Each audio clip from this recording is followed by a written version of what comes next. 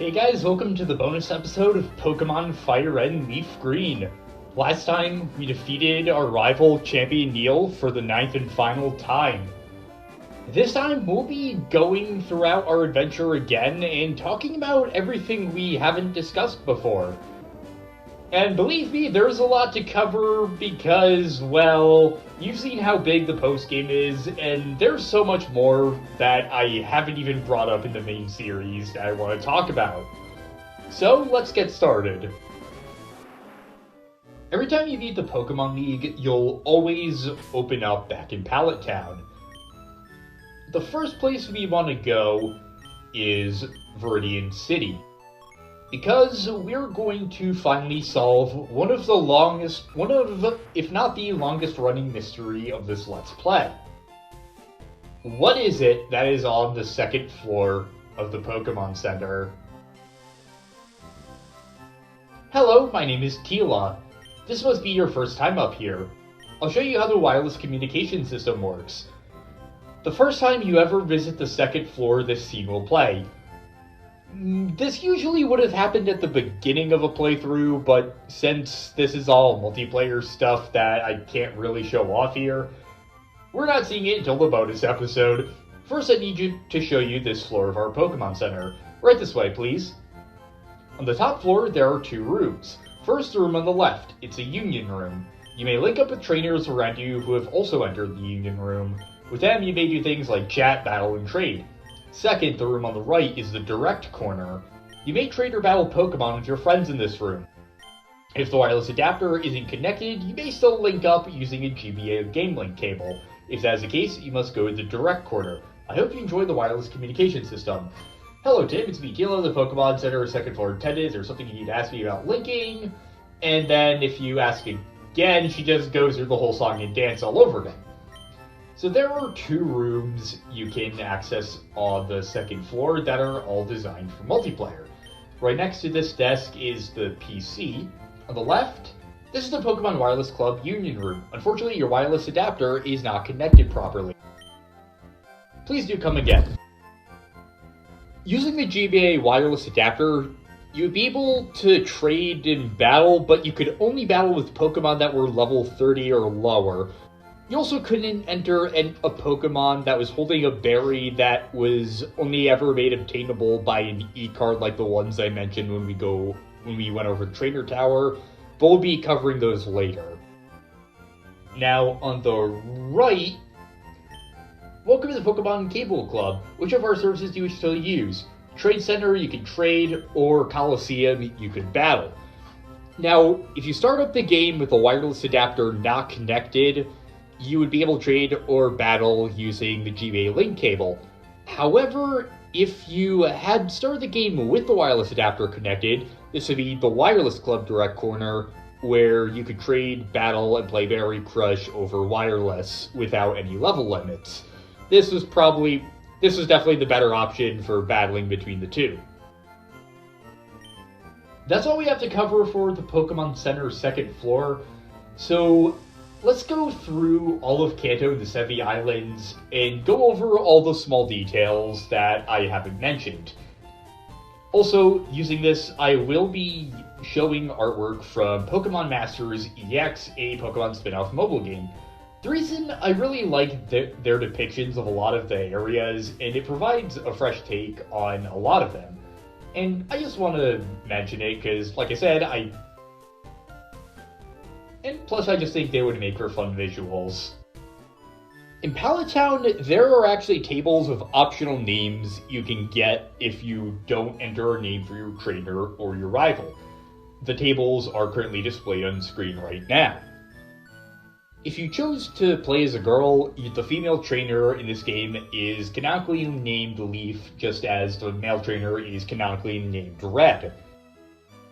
In the second floor, the NES you have was an SNES in Red and Blue, but a Famicom in Japan for both Red and Blue and Fire and Leaf Green. If you play as Leaf, your mother also says something different. She says, all girls dream of traveling instead of all boys leave home someday. Of an even more interesting note is the TV. Different movies will play on the TV in different regions and different games. Bulbapedia lists movies displayed in French, but I can't verify if there's any variants in other places. In Red, Blue, and Yellow, it references Dragon Ball. In Fire and Leaf Green, for the female trainer, it literally says it's the Lord of the Rings, which I find really funny. And for the male trainer, it says there's a cool guy in a taxi. This references a French comedy movie, Taxi, made in 1998. Though at first I thought it was a reference to Taxi Driver. My first reaction was amazement that it got past localization. And then I remembered they did reference Taxi Driver in Sword and Shield, so truth is stranger than fiction.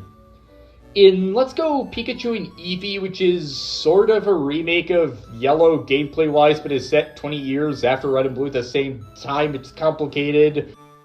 Anyway, in those games, they reference Harry Potter and Star Wars.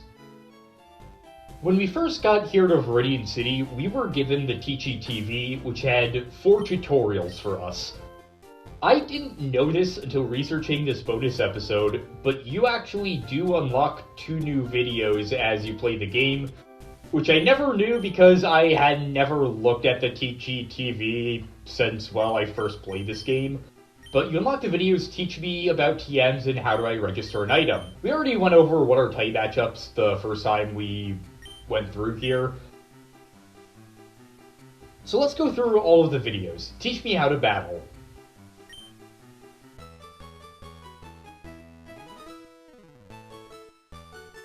Hey all you trainers out there! Hello trainers! Come on, let me hear you! Hello trainers! Hello! It's me, the Pokedude! Today the Pokedude's here to tell you about how you can battle Pokemon. Say you're out for a stroll and suddenly a wild Pokemon appears. It's up to you to smartly use your Pokemon and their moves to reduce the opponent's HP to nothing and claim victory. I'll show you how to do that in person and for sure. Alrighty, here goes. Keep your eyes glued to the Super Pokedude Show.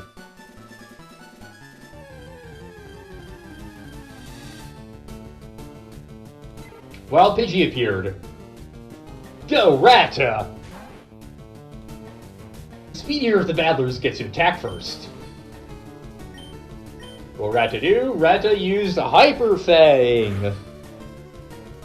It looks like my Rattata was faster than the Pidgey. Pidgey used Gust. The battlers take turns attacking and reducing each other's HP. Fight Hyper Fang again! I do have to say it's a bit overkill, but who am I to judge?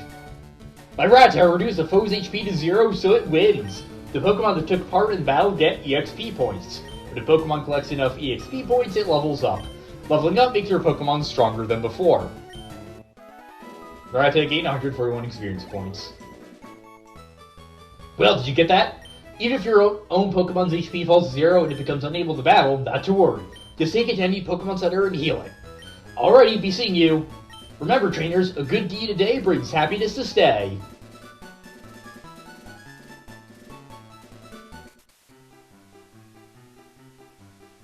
What are status problems?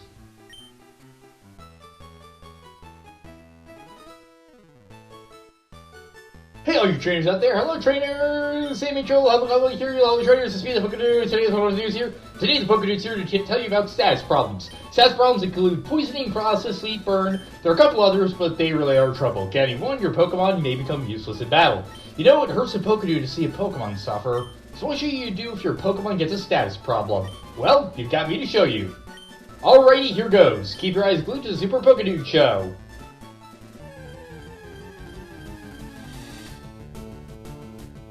Wild Oddish appeared. Man, Scratch is getting beat up a lot, isn't it?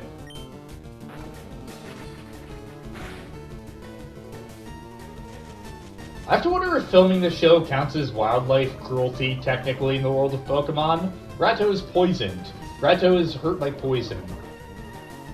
Uh-oh, my Rattata has been poisoned. If a Pokemon is poisoned, it loses HP steadily. If a Pokemon develops a status problem, heal it right away.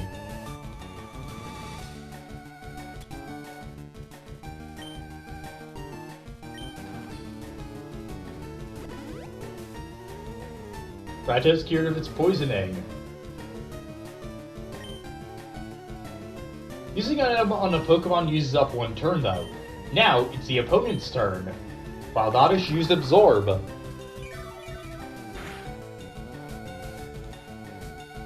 Rattata, Hyper Fang again. Wild Oddish fainted. And it gains no experience for now. Yay! We managed to win! Well, now it gets experience.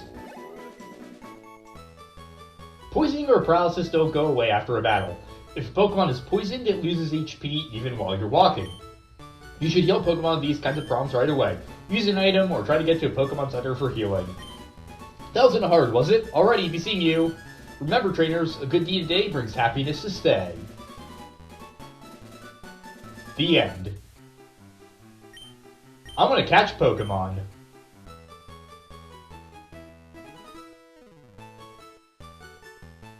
Hey, all you trainers out there! Hello, trainers! Kanto here, hello, trainers! Today's a Pokedude. Today's a Pokemon. The Pokedude is going to show you how to catch Pokemon. Just imagine a groovy Pokemon suddenly appearing in the wild. Oh, you want it. You just can't help it. Oh, you have to catch it. You gotta have it. Let me show you how you can make it happen. Alrighty, here goes. Keep your eyes glued to the Super Pokedude show.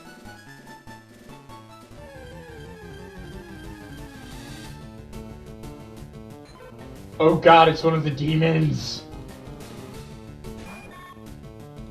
When you're trying to catch a Pokemon, don't throw any Pokeballs right away. First, you need to weaken it by reducing its HP.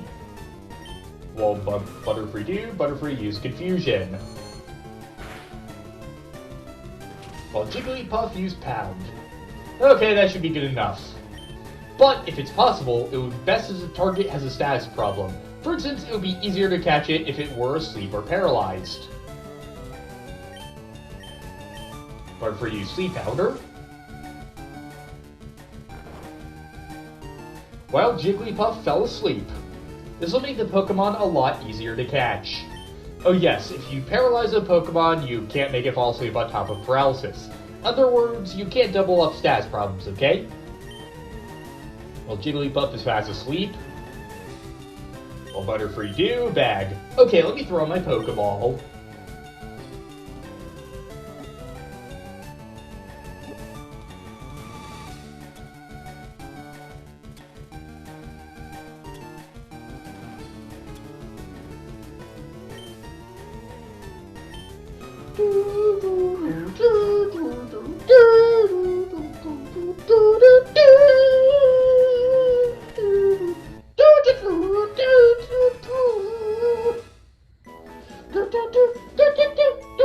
Before you throw a Pokeball, consider the condition, the type of Pokemon, pick the kind of ball that would work best. If your first Pokemon fails to catch a Pokemon, if your first Pokeball fails to catch a Pokemon, don't give up. Keep throwing Pokeballs, it's bound to work sometime. Say that to me and I was trying to catch Ho-Oh. Alrighty, be seeing you. Remember, trainers, a good deed a day brings happiness to stay. The end. Now for one of the first ones I didn't know existed, teach me about TMs. Hey all you trainers out there, hello trainers! Kanto here, hello trainers, this is Sevii Pokedude. Hey everyone, do y'all have TMs?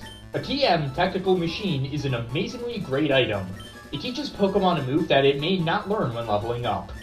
Isn't that just great? What a convenient world we live in. Open the TM case and check out the TMs you have. You can check them out in detail too.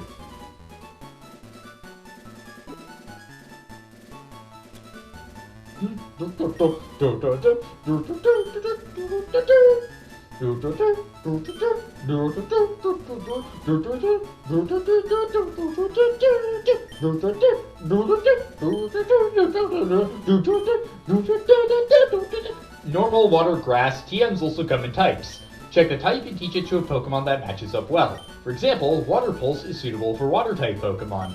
Bullet Seed is a move that most Grass-type Pokemon can learn. There's one other thing.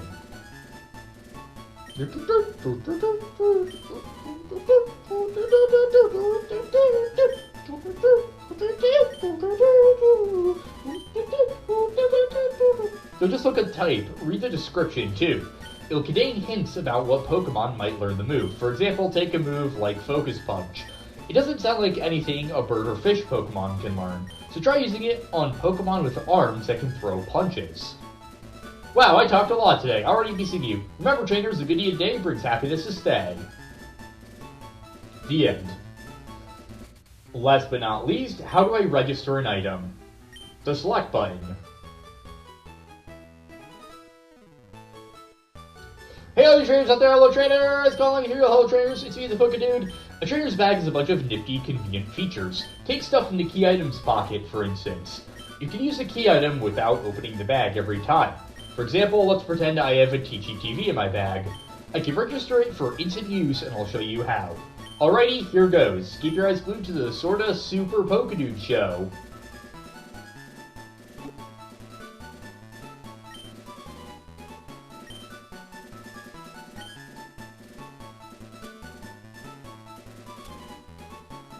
Yeah, that's pretty much it. Now your Teachy TV is registered. How do you use it? Well, here's how it works. Once an item in the key items pocket, typo there, is registered, you can use it by pressing select. So you've given yourself one-touch access to Teachy TV. All it takes for you to see me is pressing one button. That kind of attention is a little embarrassing. Alrighty, be seeing you. Remember trainers, a good eat a day brings happiness to stay. On the note of the Teachy TV, on the FireRed LeafGreen Super Music Collection, Hironobu Yoshida, one of the series' lead graphic designers, sings a theme song for the Pokedude called Teach Me Pokedude. It's sung to the tune of Guide, which is the music that plays in the background of the Pokedude show, and also when an NPC is guiding you. Before the release of the soundtrack, Yoshida also played the Pokedude in a live-action version of the Pokedude show, which I can't find a ton of info on, but he did have trading cards of him in costume distributed by the Pokemon Daisuke Club, an official fan club in Japan. Yeah, there's a lot more lore to it than you'd expect. Also of note in Viridian City is that when you enter the gym on your visit to it the second time, the statues at the beginning spoiled the gym leader being Giovanni from the get-go instead of you just, well, finding it out yourself. The last topic I want to cover in Viridian City is another feature in FireRed LeafGreen I wasn't fully aware of. Pokemon Journals feature Professor Oak, the Pokemon researcher. Professor Oak reportedly lives with his grandchildren Daisy and Neil. These will fill out entries in the fame checker we received from Neil in Cerulean City. There are different bookshelves around the Pokemon world that will give entries, but they aren't visually distinct from the generic text of, oh, there are a ton of Pokemon books. I didn't know about them because I didn't check every bookshelf because I assumed it was all just the same thing. But in this last journey through Kanto, I will be pointing out each and every fame checker entry you can get from these. In Pewter City, you can reset your profile by talking to the girl, by entering and leaving again. Hi, we meet again. Would you like to change your profile? Where do you like now? I'd really like to know. Here I come, dude. Department store boring. We're going to change this to Mystery Event is exciting. I like how it says now Mystery Event is boring.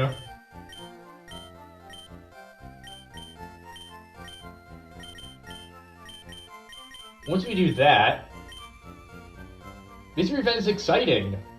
Oh, we've heard that before. My cousin lives far away. Always used to say that, I think. This is a reference to an NPC in Ruby, Sapphire, and Emerald. Also, when Jigglypuff's singing, you can cut it off by pressing the L or R button. Another feature we have not used since episode 1. But now we've trapped ourselves in eternal silence with Jigglypuff. Let's get out of here.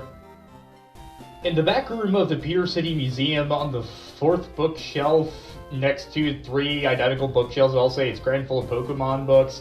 Pokemon Journals, special feature, Pure Gym Leader Brock. Brock rarely laughs, but is said to be unable to stop if he starts. You can also interpret that as Brock has never laughed in his life, and if he ever does so, he'll be laughing for the rest of his life. On Route 3, I want to point out the music. Have you ever realized just how frequently this song plays? Well, it turns out it plays on 15 out of the 25 routes in Kanto. That's quite a bit. For Mount Moon, I really like Mount Moon's depiction in the card game. I don't have anything else to say about that, I just really like it. In Cerulean City, the bike shop's name is Miracle Cycle in Japan, but it just doesn't have any special name in most localizations, being generically called Bike Shop. However, in French it's called Cycles a Go-Go. Also, in Cerulean City we were introduced to Berry Powder and the ability to play Berry Crush. Berry Crush was a 2 to 5 player minigame where the players would mash the A button as fast as possible to crush a berry they select.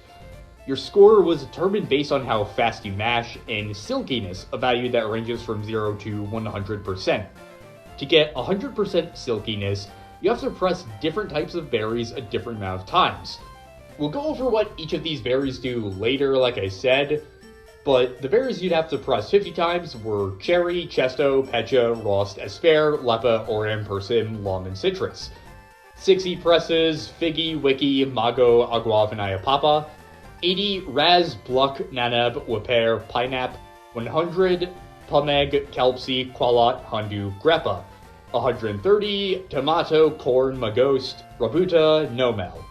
150 Enigma. 160 Spellin, Pemtra, Watmel, Durin, and Baloo. 180 Lychee, Genlon, Salak, Pitaya, Apricot. And 200 presses, Lansat, and Starf. The amount of berry powder you'd earn is based on a base value that depends on the type of berry used. The base value for each berry used or submitted by each player is added together, then multiplied by the amount of players and the silkiness. The base values for each berries were 20 for Cherry, Chesto, Pecha, Rost, Despair, 30 for Lepo, Oran, Persim, Lum, and Citrus, 50 for Figgy, Wiki, Mago, Aguap, and Ayapapa, 70 for Raz, Bluck, Nanab, Waper, Pinap, 100 for Palmeg, Kelpsy, Qualat, Hundu, Greppa, 150 for Tomato, Corn, Magost, Rabuta, Nomal, 200 for Enigma, 250 for Spellin, Padfro, Watmel, Durin, Baloo, 500 for Lychee, Genlun, Salak, Pitaya, Apricot, and 750 for Lansat or Starf. In talking to this guy, you can turn in certain amounts of units of berry powder for rewards. If you turn in 50 units, you have a choice of energy powder or heal powder. For 80 units, an energy root. For 300, a revival herb. 1000, a protein, iron, carbos, calcium, zinc, HP up, and 3000, a PP up. All the powders, roots, and herbs you could get are basically healing items, but with the added effect of lowering your Pokemon's friendship due to being how bitter they are.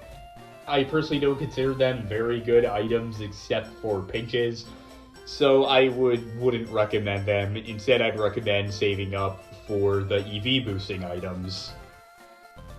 Now, the guy who explains gym badges in Cerulean is also the only person who explicitly tells you the Marsh and Volcano badges let you use Rock Smash and Waterfall outside of battle. Sabrina and Blaine don't tell you this. At the south part of the city, the girl in her Slowpoke that was blocking the cuttable tree before we get Bill's ticket, move afterwards. If you go to the bookshelf in the Poké Center, Pokemon Journal special features Cerulean Gym Leader Misty. Misty is said to worship Lorelei of the Elite Four. On Route 24, there's actually a glitch where you can get infinite nuggets. The Team Rocket Grunt that was here at the very end, if you lose to him, in return he'll give you another nugget. You can farm infinite nuggets this way. It's only available in English versions, and we also can't do it anymore. At Bill's house on Route 25, in red, blue, and yellow, there was a blank space behind his house, leading to rumors you could access it and catch rare Pokemon. This wasn't true, and it was removed in FireRed and LeafGreen. In Vermilion City, Chiding's original trainer is named Alyssa. She appears as a female NPC and uses red dialogue text indicative of female NPCs. I didn't notice that an NPC's gender was indicated by the color of their text. Male NPCs have blue text and female NPCs have red text. Anyway, Alyssa uses red dialogue text indicative of female NPCs, but internally she's actually defined as a male original trainer. This cannot be determined in-game. If Chiding is transferred to Ruby, Sapphire, and Emerald, Alyssa's name is in blue, indicating she's tagged as male. But going into the Trainer Center, we can also find the famed checker entry for Lieutenant Surge. Pokemon Journal's special feature, Vermilion Gym Leader Lieutenant Surge. Lieutenant Surge is rumored to have been a pilot while home in America. He used the electricity generated by Pokemon to power his plane. I guess that raises the question of if he was in the Army or the Air Force, because I know there's a whole feud between them. On the SSN, if you sequence break the game to go to Lavender Town before, you actually won't fight your rival because they're programmed to be in the Pokemon Tower. Also, if you reach Cinnabar, complete the Lost Cell quest, and then return to Kanto, you won't be able to return to the Sevii Islands until you complete the SSN and it leaves Vermilion Dock. You may remember a gentleman aboard the SSN who mentions he's part of the Global Police. In Pokemon canon, there is an organization called the International Police. He's supposed to be a part of them. Global Police is a mistranslation. On Route 11, there are 4 gamer trainers. One uses fire, another water, another grass, and the 4th electric. Each one of them is one of the main 4 elemental types that the Gen 1 starters had. The map for Diglett's Cave is disturbingly larger than you'd realize, which can be found by expanding it. On Route 10, the hiker who's sneezing from hay fever is laughing because he ate wild mushrooms in Japanese. When leaving the power plant from Zapdos' room in Gen 1, you'd leave from the entrance. The side patch was only added in FireRed and LeafGreen. Rock Tunnel was called Rock Mountain Tunnel in Japan, a more fitting name. In fact, in later media, the general area it exists in is called Rock Mountain. The name is meant to indicate it's a tunnel through Rock Mountain, not a tunnel made of rock. In Lavender Town, we're going to talk about the Name Raider, but to do that, we need to talk about complicated game mechanics again. Yay! Let's talk about outsider Pokemon. These are any Pokemon that do not originate from your save file. In other words, any Pokemon obtained via trading between games or with NPCs. A parameter used to determine if a Pokemon is an outsider is Trainer ID number displayed on both your trainer card and your Pokemon's bio screens. The lowest possible value is a string of 5 zeros, while the highest is 65535, giving a total of 65,536 possible values. But this does leave the off chance that 2 files have the same number. There's only a 0.00152587890.6% chance of this, but still. Also, the files have to have the same name. But to prevent this from happening, each file has a secret ID number. Each one is also 5 digits and once again randomly generated. But it's still theoretically possible for 2 files to have the same name, trainer ID, and secret ID. The odds of this are 1 in 655,360,000, or 0.000001%. It's more likely to win the lottery, or an asteroid to obliterate Earth, than this to happen. But if this does happen, the game considers the 2 files to be the same, and traded Pokemon will not be outsiders, meaning you can rename them via the Name Raider. If you trade a Pokemon between Ruby, Sapphire, Emerald, and Fire and LeafGreen, the metadata will say met in a trade, but if the Pokemon is from a file whose name ID and secret IDs match, the game will display met somewhere since it doesn't know how to process this information. This is likely the rarest bit of text in FireRed and LeafGreen, and it's more likely Earth will be destroyed than it will ever be legitimately seen in-game without hacking or manipulating data. Let that sink in for a sec. On Route 8, in Red, Blue, and Yellow, a gambler says, "I'm a rambling, gambling dude," a reference to Ramblin' Gamblin' Man by Bob Seger. This is changed to "I'm a rambling, gaming dude" in FireRed and LeafGreen. In Celadon City, Celadon Department Store has unique save and met location data, meaning when you save your game in Celadon Department Store or hatch an egg, the game will say it happened in the store. However, the rest of Celadon City has different data for this. But the location ID number used internally to identify Celadon City is the same for both. This means that any Pokemon met in Celadon City will erroneously say it was met in Celadon Department Store while you are inside Celadon Department Store. To demonstrate this, I brought Frank along with us. We met Frank in Celadon City, but here it says we met him in Celadon Department Store.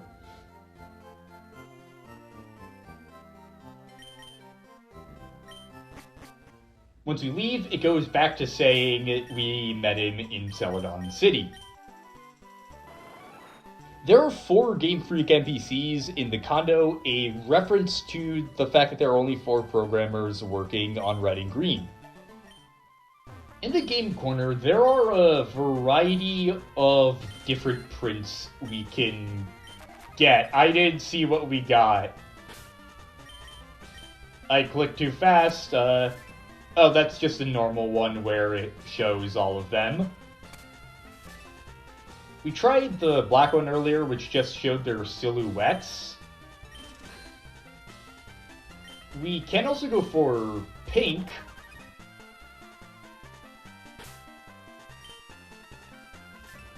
In which case, they aren't pink blobs like I thought they would be, but they're toned in pink. And we can also go for sepia. Or is it pronounced sepia? I completely forget how you pronounce it.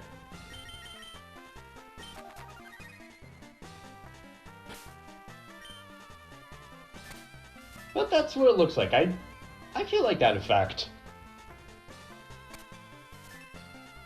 Also in the game corner, when slot machines slip by the picture you actually landed on, they won't slip for more than 0.19 seconds, or 4 pictures. This actually abides by real-life Japanese laws regarding gambling machines. In the house by the hotel, we can still see the Team Rocket grunts. Chief, we just shipped 2,000 more Pokemon slot prizes again today. I skipped by that. It seems like nothing changes, but they are still here, which is strange because all other Rocket grunts have vanished. Around Celadon City in red and blue, there were Butsudan shrines in some buildings, which are Buddhist shrines. These were changed to Diglett sculptures in international releases, and then removed in FireRed and LeafGreen. On the second floor of the mansion, or condo, special feature Celadon Gym leader Erica. Rumor has it that if you peek in Celadon Gym, you can often see Erica snoozing. It was also actually possible to skip the Team Rocket hideout in red and blue by buying a Pokédoll at the department store and using it to flee from Marowak's ghost, letting you reach the top floor of the Pokemon Tower without having to get the Silph Scope. The Super Rod guy will give you a Netball if you show him a Magikarp. After that, if you show him a Magikarp that is larger than the one you showed him previously, he'll give you another Netball. So you can theoretically keep getting a ton of netballs as long as you keep breaking the records. I don't know if there's an upper limit, though. Remember the sign said look to the left? Look to the left of that post. Well, there's a hidden PP up here that I missed, and I am very angry at myself for it. Where is it exactly? Oh, there it is. We have no use for it, but we got it at least. After beating the champion, this NPC in Fuchsia City has some interesting dialogue to say. My father is the gym leader of this town. I'm trained to use poison Pokemon as well as my father. The Phaeton Checker misnames her as Charine, but her name is supposed to be Janine. The Warden had a different personality in the anime, causing the episode he was in to be banned worldwide. A company called Creatures Inc. helped develop Red and Green. This company was made up of former employees of Ape Inc. after that company dissolved. Ape Inc. helped develop Mother 1, later re-released as Earthbound Beginnings and Earthbound. The quest to find the dentures is similar to a quest in Mother 1, meaning it's likely an intentional reference. The NPCs named Eric and Sarah that can be found in Fuchsia City and the Safari Zone are named Koji and Atsuko in Japanese. This is a reference to Koji Nishino and Atsuko Nishida, a game designer and graphic artist from Game Freak. There's wordplay in the Japanese script that's absent in English. Atsuko told Koji to catch Pokémon, or Pokémon Tori. She wanted to go to a place where they could catch it, but Koji misunderstood it as her asking him to travel to her via bird Pokémon or Tori Pokémon. In the Safari Zone in the manga series Pokémon Adventures, Red, the male trainer's canonical name, was captured by Victory Bell in the Safari Zone who intended to eat him as part of a nightly evolution ritual. I knew I was onto something when I got bad vibes from it. In Area 2, an NPC says you can keep an item you find, but that you'd run out of time. You'd run out of time if you try for all at once. This isn't true. If you beat Koga before the Safari Zone, teach Surf as soon as you get it, you can pick up all items in one go. Bulbapedia says that someone in Area 4 says bait makes Pokemon easier to catch, but I don't know what this means since they don't refer to any areas Area 4. While some sites do, they don't, and even then I can't find any NPC that claims this, so I'm really not sure what they mean by this. In addition to your time running out or you running out of Pokeballs, there's a third way to end the Safari game. Fly out of the zone. If you use Fly, the game will automatically quit.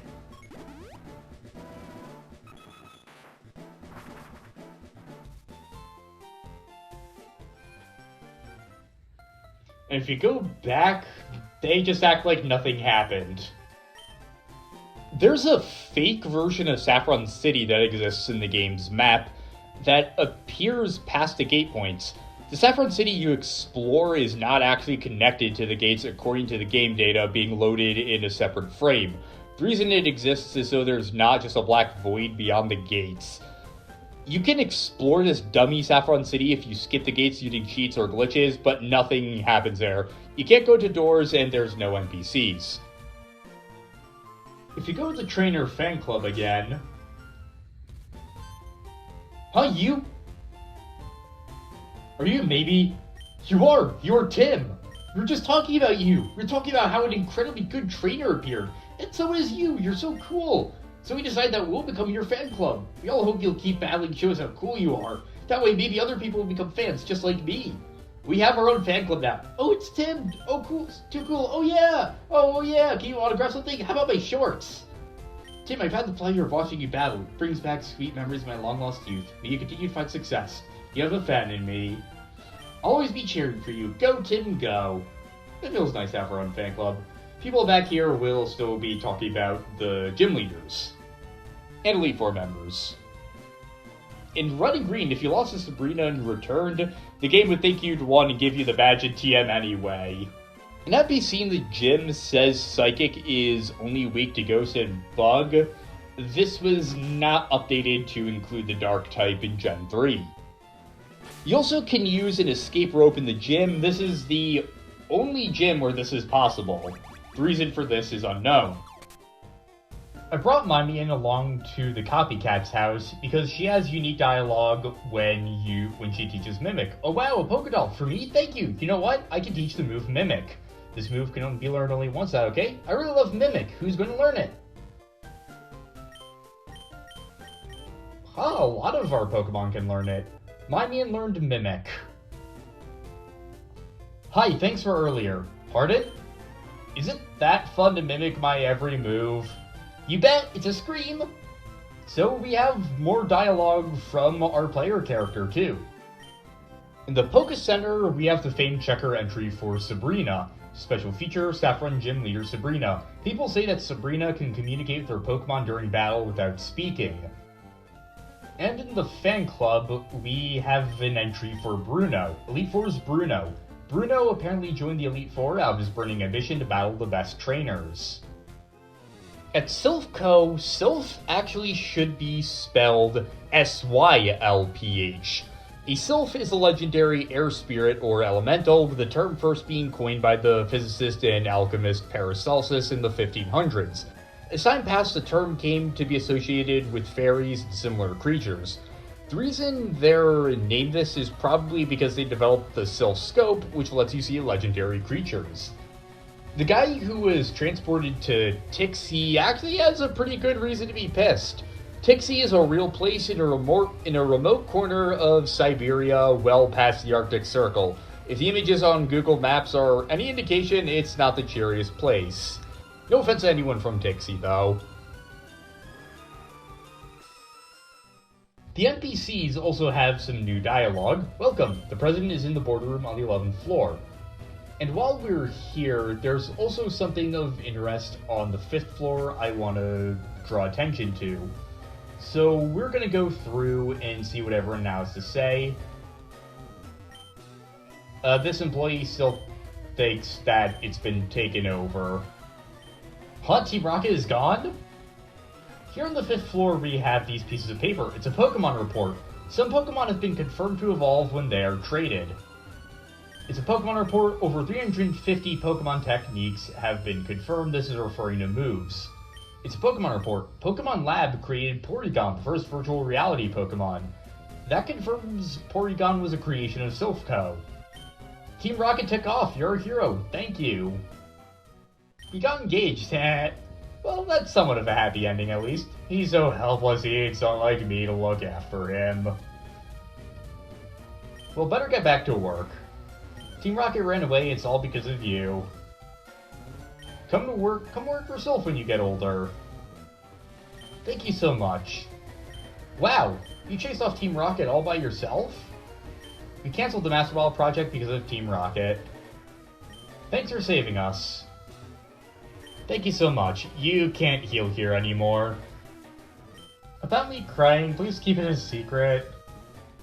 On Route 19 in Pokemon Yellow only, there was a summer beach house with an NPC called the Surfin' Dude. You could play a minigame called Pikachu's Beach here. However, you could only play this if you had a Pikachu that knew Surf. You could only get a Pikachu with Surf by importing one from Pokemon Stadium for Nintendo 64, or through one of 4 events that were ever held in which a Pikachu knowing Surf was distributed.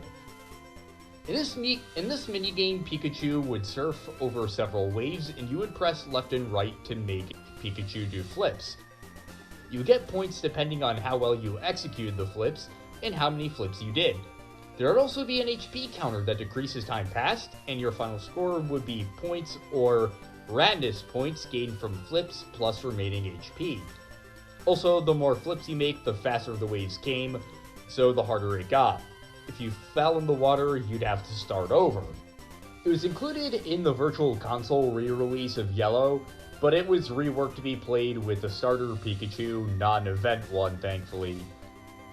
There are also unused homes in the files for FireRed and LeafGreen, with one of them in particular matching the one where you play Pikachu's Beach.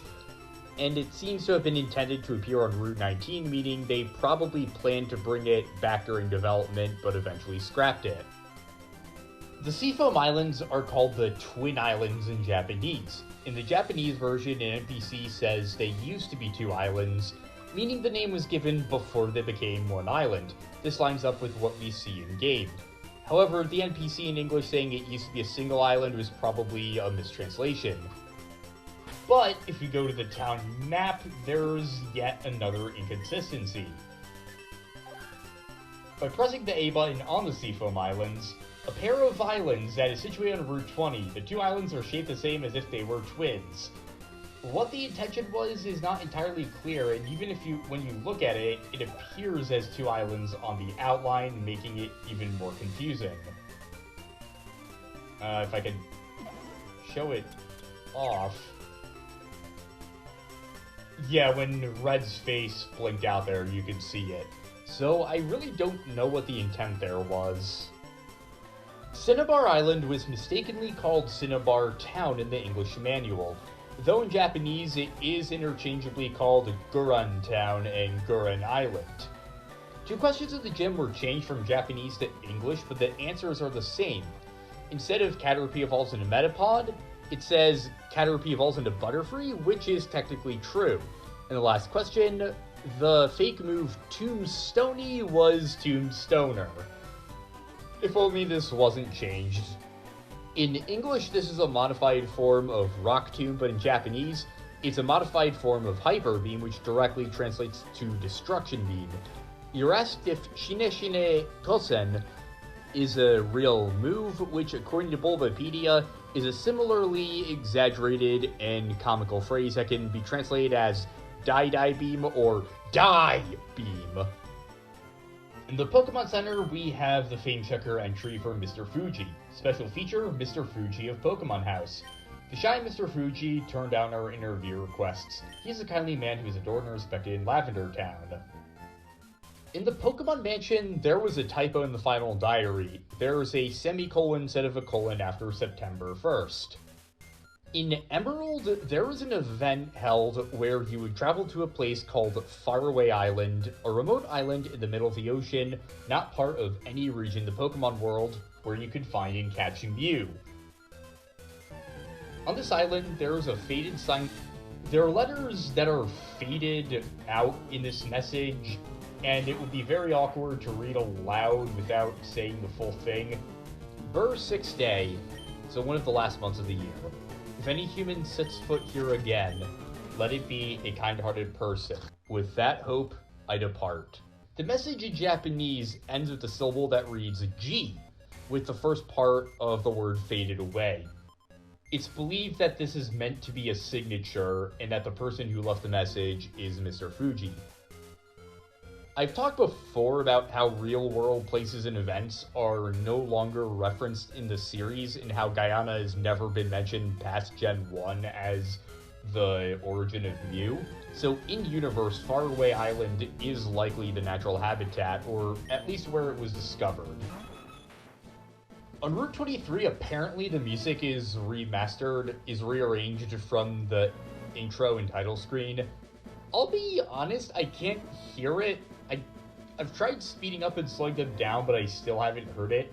If anyone has any tips to make the rearrangement clearer, please let me know in the comments. I'd really like to hear it for myself.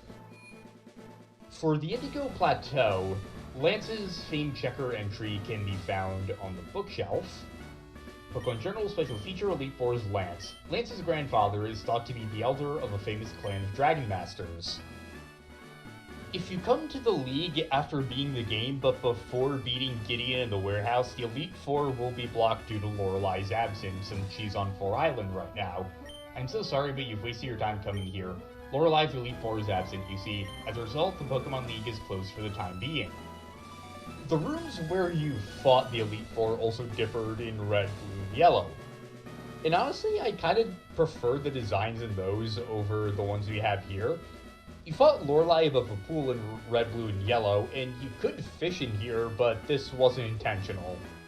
Bruno's room had rocks, Agatha's had Greystones, and Lance had dragon statues. They improved your rival's room at least, since it was just an ordinary room at first.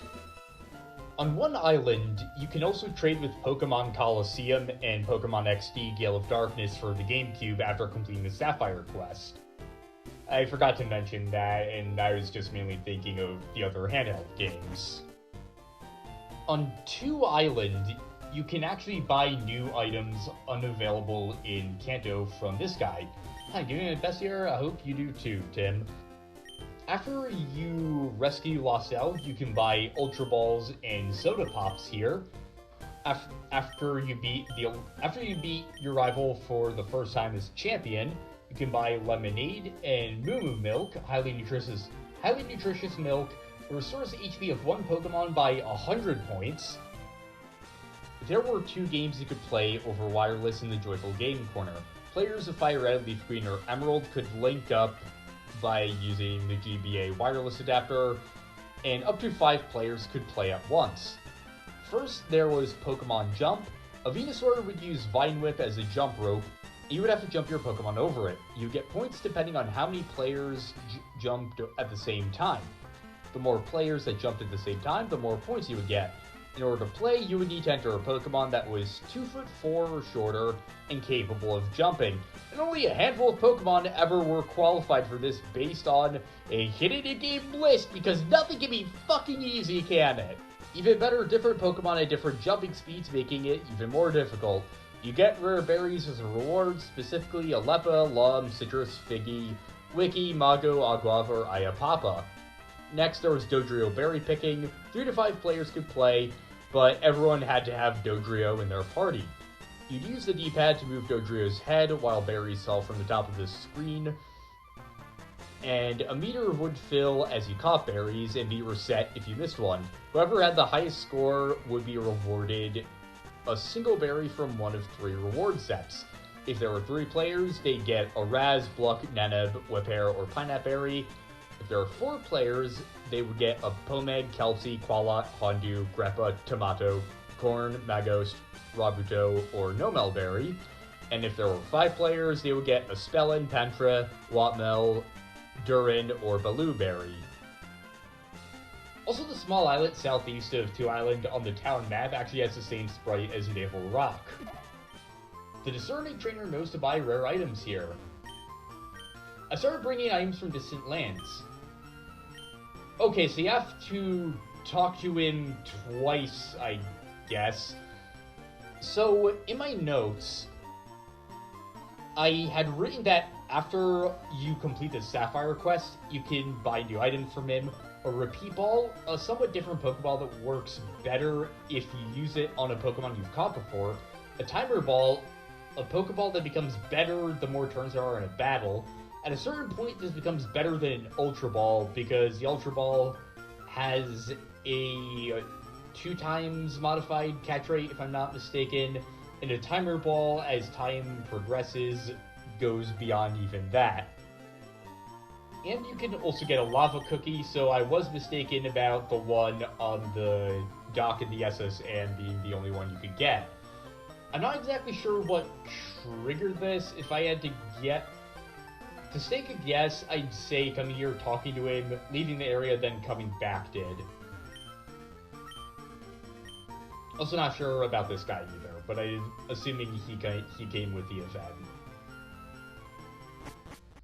Also, this is the only place you can buy drinks you would usually only be able to find in the Celadon City vending machines in bulk, so it makes the process much easier.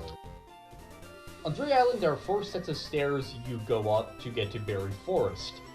Yet, on Bond Bridge, you go down 3 sets of stairs and wind up at sea level, implying something very weird is going on with the ocean around here.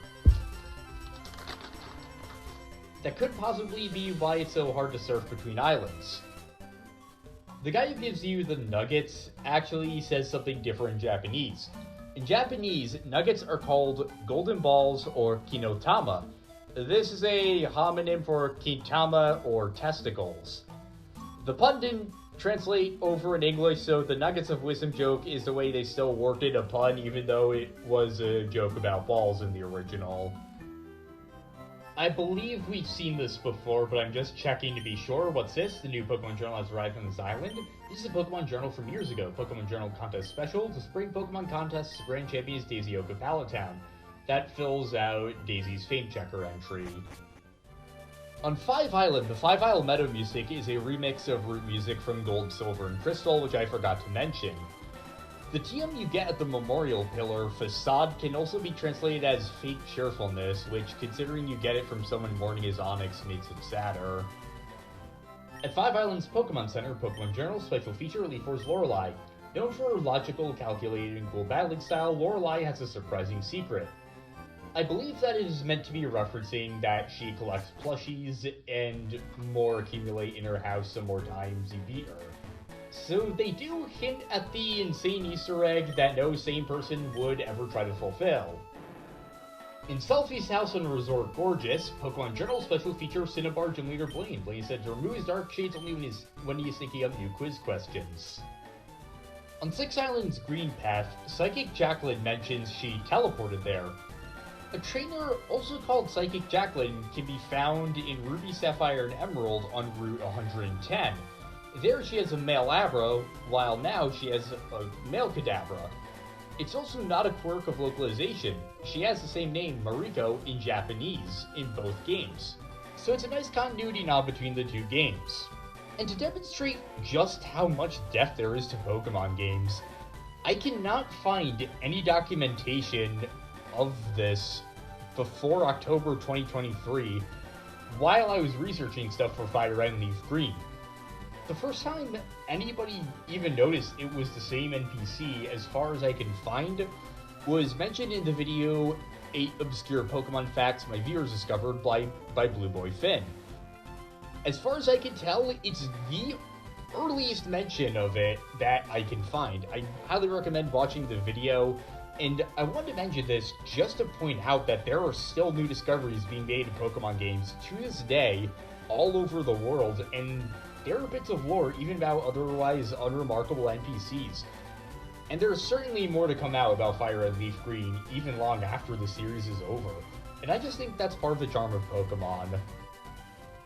Similarly to being blocked from the Pokemon League, Gideon can actually be found at the door to Dotted Hole if you go there before Icefall Cave. I can't figure out how I'm supposed to get inside. Let me tell you, I found this place. Don't look so envious, will you?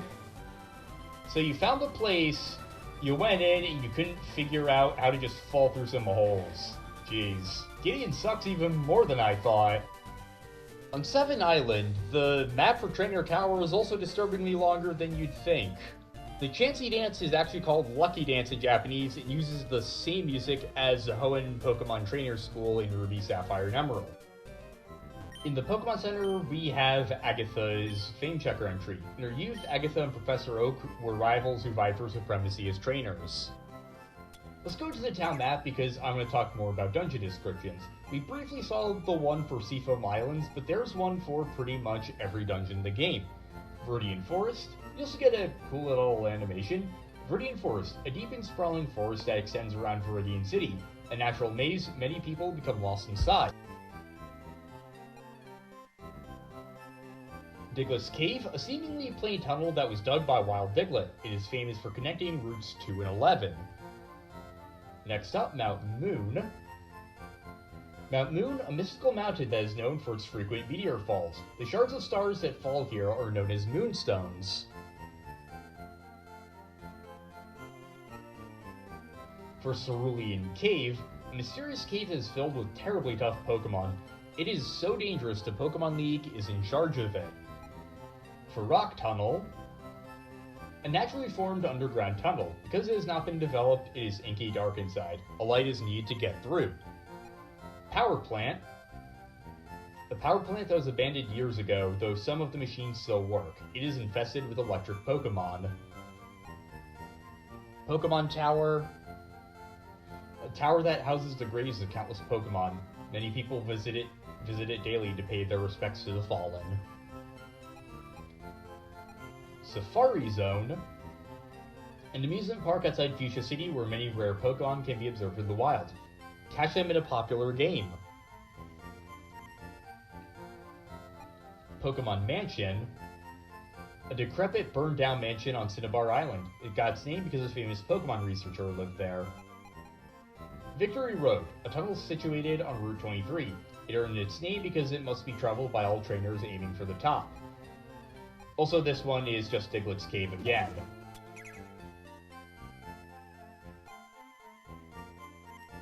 Mount Ember, supposedly an inactive volcano. However, there are persistent reports that the peak blazes with fire at night.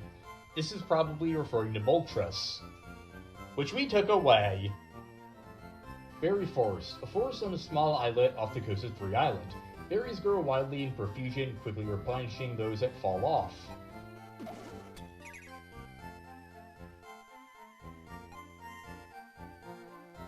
Icefall Cave, a cave which is covered by water and ice on Four Island. It seems like the end of the cave is connected to the ocean.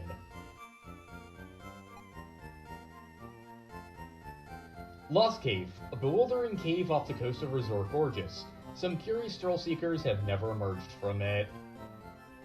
Pattern Bush, a lush and bush-like area. In it are patterns where no grass grows. Some study it in the belief that a secret is concealed. Altering Cave. This island has been known by this name since the distant past. No one today knows where it got this name, however. Dotted Hole, a mysterious just-discovered ruin from an ancient time. It got its name from the 6 dots on its door. Shinobi Chambers, an ancient ruin that is rumored to be home to peculiar Pokémon. However, so far, the Pokémon remains an unconfirmed rumor. With all the areas covered, let's finally go over the berries. We've seen all the berries listed here so far, but there are still many we have not seen. So I want to go over every berry we haven't obtained. The following berries could be attained in Pokemon Jump. All of them restore 12.5% of HP when HP falls under 50%, but confuses Pokemon of specific natures. Figgy berries confuse Pokemon with modest to mid-calm and bold natures. Wiki for adamant, jolly, careful, and impish. Mago for brave, quiet, sassy, and relaxed. Agua for naughty, rash, naive, and lax. And Ayapapa actually does the same for lovely, mild, hasty, and gentle, but we've seen Ayapapa. In Dojuro Pick, you could earn 6 berries that would lower the EVs of specific stats while raising friendship. These were great ways to EV train because they could get rid of unwanted ones in favor of other ones. Palm Egg berries are used for HP, Kelpsy for attack, Qualot for defense, Hondu for special attack, Greppa for special defense, and Tomato for speed. Anything mentioned past here actually has no use as an item and can only be used when making berry powder or Pokeblocks, a mechanic in Ruby, Sapphire, and Emerald. The ones in Dojuro Pick you could get were Corn, Magost, Rabuta, and Nomel berries. There are also 4 berries you could obtain in Dojuro Pick and using Pickup: Pantra, Wotmel, Durin, and Baloo. Finally, there were berries you could only get using certain E-cards. From E-Card Series 1, you could obtain special berries in Ruby and Sapphire only. Pumpkin would cure Freeze, Drash would cure Poison, Egant would cure Infatuation, Strib would have a high yield when you grew it. Growing berries was a mechanic in those games, but not in FireRed and LeafGreen. Chillin would grow fastly, and Nut Pea would have low smoothness, a mechanic that affected Pokeblocks. I'm not going to get into those because, like I said, those are a mechanic in Ruby, Sapphire, and Emerald. Series 2 was only ever available in Japan. You could get a Ginema berry, which would raise lowered stat, Kuo, which had low smoothness, Yago, which would cure burn, Tauga, which would cure confusion, Niniku, which would have fast growth, and Topo, which had a high yield. There's also an Enigma berry, which is a placeholder for these berries in multiplayer. There are actually 4 upgrades you can get to your trainer card, where it would change color and you would get a star. First, you would have to beat the main story. Second, you have to catch Pokemon 1 to 150. Third, complete the National Pokedex, and fourth, get a score of 200 in both Berry Crush and Dojuro Berry Picking. We're only able to get one of those. Now let's talk about unused content. Most of this can be found on the cutting room floor. They're a great resource for researching development cycles and unused content in all sorts of games, so I highly recommend reading their site. Also, there's a lot to cover, so let's go into it. In addition to the main Sevii Islands, there are 7 unused islands that still have location data in the game's code, even though they cannot be accessed. What's interesting is that these unused islands are referred to as Sevii Isle Number instead of Number Island as the legit islands are. These are Sevii Isle 6, 7, 8, 9, 22, 23, and 24. 6 and 7 are empty with only 1 tile each. Yet there also exists 1 tile with collision data on both maps.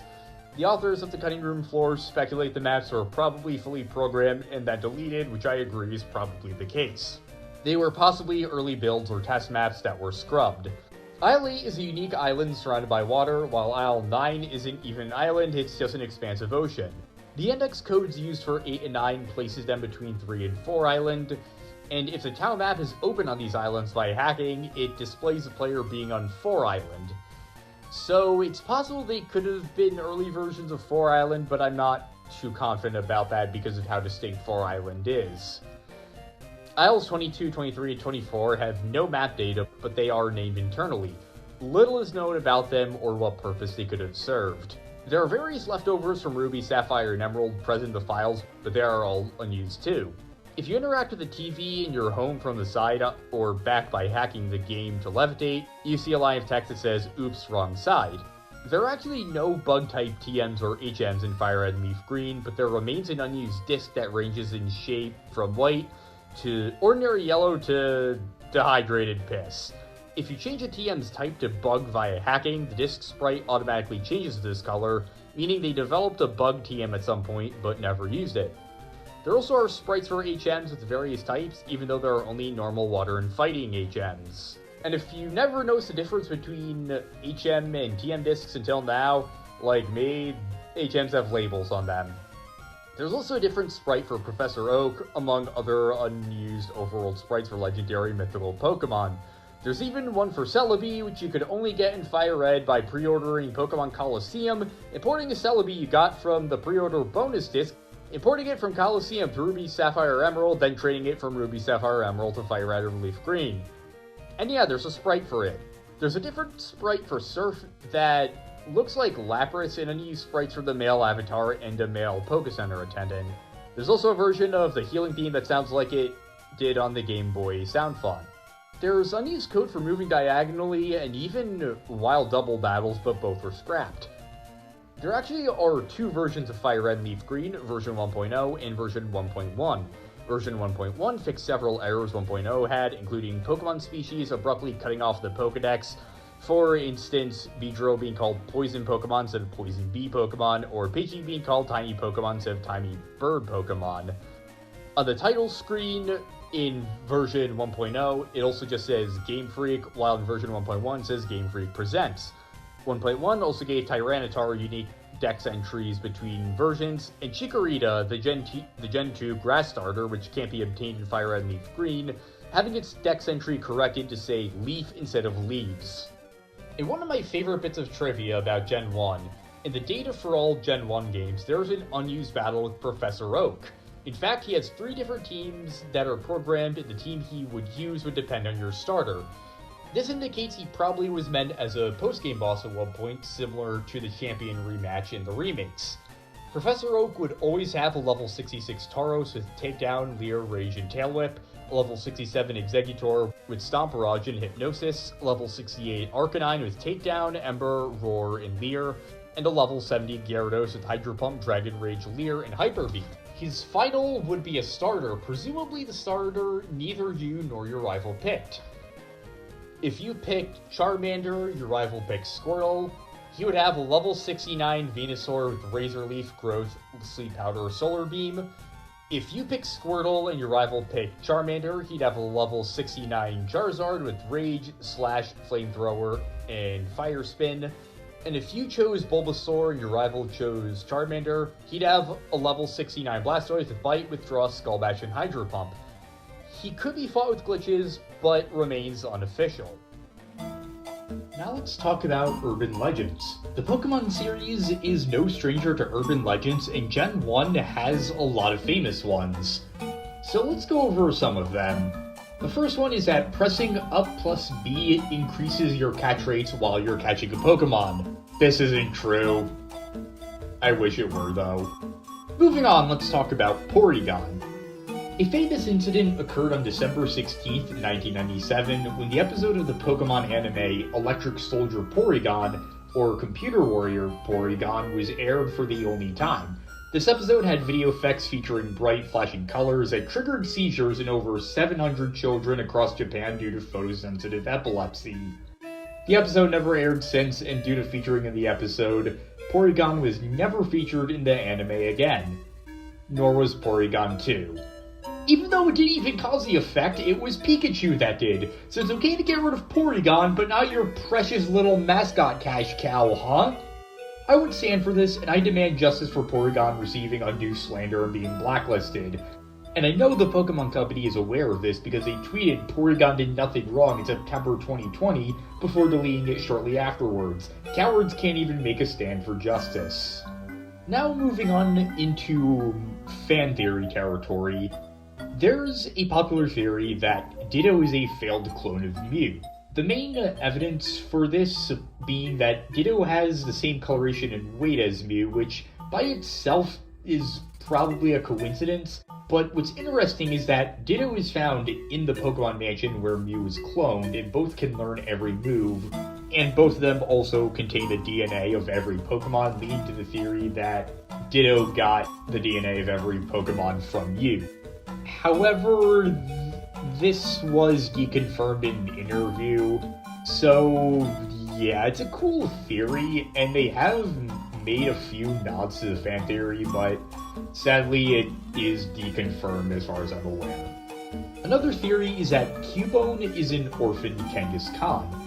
This does seem to line up with the model of the baby Kangaskhan in Cubone. That's still up for speculation and no hard confirmation. Another theory is that the sprites for Dragonair and Gyarados were swapped. This one is also false. Magikarp and Gyarados do look strikingly different, but you can notice similarities between the two of them with how rough they're designed to look. And also because Magikarp is based on the legend of the Dragon Gate, which says that a carp that leaps over a waterfall through enough persistence will eventually become a dragon, and Gyarados resembles a Chinese dragon. Dragonite also is smooth and elegant, like its pre-evolutions. It also fits up quite well with the rest of its evolutionary line, in my opinion. That might be a bit of an unpopular take, but the Dragonair Gyarados thing is pretty strongly deconfirmed. The other theory about sprite swapping is that Butterfree and Venomoth were swapped in. Okay, that one just seems legit to me, honestly. I don't think there's any hard confirmation for it, but I would not be surprised if that actually was the case. Nor would I be surprised if the names for Psyduck and Golduck were swapped too, because, I mean, Psyduck is golden and Golduck has psychic powers. Now, past this, we get into what I call early 2000s fan theories territory, or should I say bad early 2000s fan theories territory, where basically every popular theory is just, oh, what if everyone was dead? Or, oh, what if everyone's just crazy and they're making it up? Basically, where completely normal things in media are just twisted and assumed to be somehow messed up without any real evidence, and basically just selectively picking and choosing which bits of evidence to call out, and not really based on anything, but just selectively refusing to suspend disbelief for certain aspects of the game, but not others. But either way, let's go over them. One of them is the idea that your rival's Raticate was killed in the battle aboard the SS Anne, and that's why he's at the Pokemon Tower. I don't think this is the case, because your rival is explicitly characterized as someone who doesn't care about his Pokemon. He only sees them as tools, and there's also just that Raticate isn't good long-term, so of course he'd want to get out of his team, and he would also go to the Pokemon Tower to catch a ghost type. And also, even if the Raticate died, I hate to say it, but he doesn't seem like the overly sentimental type, and nothing in his dialogue seems to indicate that his Raticate died either. So I don't think that's true. This one is one that really bothers me because I still see the theory peddled around as if it's factual and canonical, when in actuality there's very little evidence to support it. The theory is that Kanto is in the aftermath of a war that devastated it, and this is based on Lieutenant Surge mentioning the war and a supposed lack of adult male NPCs. Most of the evidence here straight up doesn't exist because there is no lack of adult male NPCs across Kanto. In fact, there are a ton of them, so that talking point is just completely made up and has no evidence to it. As for Surge mentioning the war, I believe that the intent was to mention either the Vietnam War or the Gulf War. Surge is heavily emphasized as not being from Kanto, and in fact being from America. And considering that Gen 1 referenced the real world and real world events like the Columbia shuttle, I believe it's supposed to be a reference to Lieutenant Surge taking place in a war America fought in the real world. And there's also just no mention of a war devastating Kanto and no other signs of it. I wouldn't mind this area usually, but it bothers me a lot because I still see it treated as if it's factual when in reality there is very little evidence to actually support it. Now let's move on to Lavender Town Syndrome, which is a creepypasta. This one is that the music in Lavender Town triggered a reaction in children's brains that caused mass suicides over Japan. This is probably the most egregious case of bad early 2000s theory slash creepypastas. I do think there is a seed of truth in it. I think it was possibly influenced by the Porygon incident, and that in the game of telephone over the internet, it eventually warped into something that was completely different. But no, listening to Lavender Town's music will not induce suicidal thoughts, and it is safe to listen to. There also is a claim that looking at the sound waves of the song, it shows the sprite of the ghost and Get Out spelled out in unknown. This also is not true. And now another one that bothers me even more so than the war theory. It's that the idea that the Pokédex entries are completely made up by kids and not factual. I'm just gonna be honest, I hate this theory because every single time you try to have a serious discussion about the implications of Pokemon lore, some smart aleck comes in like, actually, it's all made up by kids? And there's just zero evidence for this. In fact, at the very beginning of every Pokemon game, you are told it automatically records data on Pokemon and tells you about it, indicating that it is written by scientists. In Pokemon Legends Arceus, the very first Pokédex is written by a scientist. There's a question of why the fuck would a scientist entrust a child to gather data for them, and a lot of Pokemon can do things that would be impossible in real life. Like Magcargo would be hotter than the sun, and Lantern, well, the amount of energy required for its light to be seen from the deep sea as per its Pokédex entry, the amount of energy required for that would basically vaporize the entire universe. And all I have to say to that is, no shit, this is a video game. Why do real-world physics have to apply to a video game? You don't start playing a Mario game and say, what? A mushroom can't make you grow taller. This Mario must be crazy or something. And this is also a world where there was never any internal consistency or rules about what Pokemon can and can't do were established. Because another argument I see is that, well, fictional worlds need to have internal consistency, and these violate that, when there is no consistency or standards about Pokemon. At the very beginning of the series, they wanted Pokemon to be as imaginative and outrageous as possible, and they clearly do not care about what the real-world implications of those are, so I really just don't get that talking point.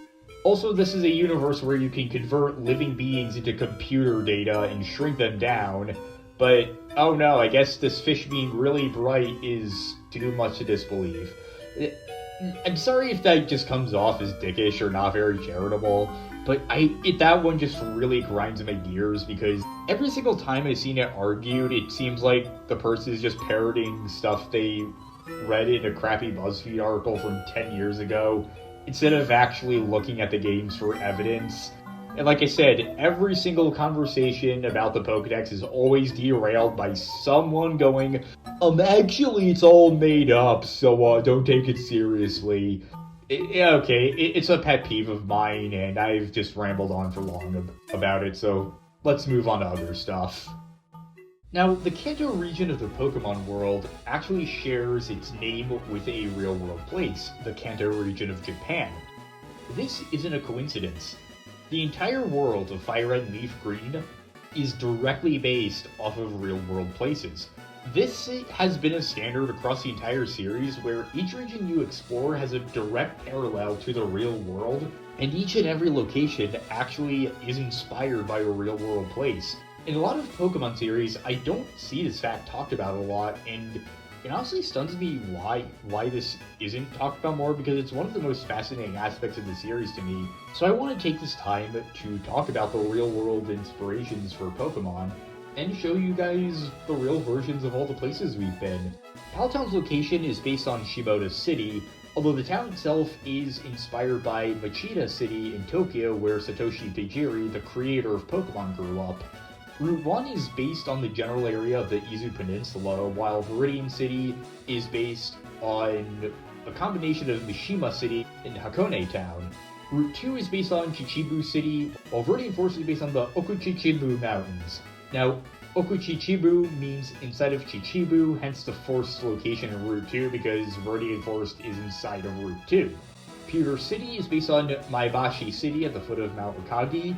Bulbapedia says Route 3 is based on the route from Kiryu City to Ashikaga City, although this is the first of a few cases where I'd have to disagree. I think it's more likely that Route 3 is based on a trail to Mount Akagi because Mount Moon is based on Mount Akagi, and in fact, Mount Akagi is noted for having multiple crater lakes like Mount Moon has meteor showers. Route 4 is based on the route from Sano City to Tochigi City. Cerulean City is based on Utsunomiya City. Cerulean Cave is based on the subterranean cave in Oya History Museum. Note the green hue of the cave and the green stones mined here, similar to the color palette of Cerulean Cave. Route 24 is based on the route from Nikko National Park to Nasushi-Obara City. I also found out there's an attraction called Hunter Mountain Shiobara, which is owned by the operators of Hunter Mountain in upstate New York, a ski resort I've actually been to myself a few times. Route 25 is based on Kitaibaraki City. Kitaibaraki is a coastal city known for Rokakudo, a six-sided cottage by the sea which inspired Bill's house, or the Sea Cottage. Route 5 is based on Saitama, or the center of the Kanto Plain. Route 6 is based on the Keio Line, a train line where passengers arrive south of Tokyo Station, just like we arrive south of Saffron City. Vermilion City is interesting. It's a combination of Yokohama, Yokosuka, and Chiba.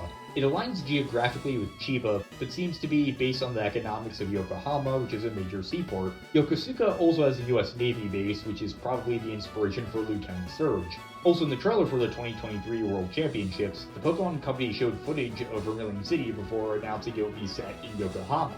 Diglett's Cave is based on the Kasori Shell Mounds, the largest shell midden in Japan.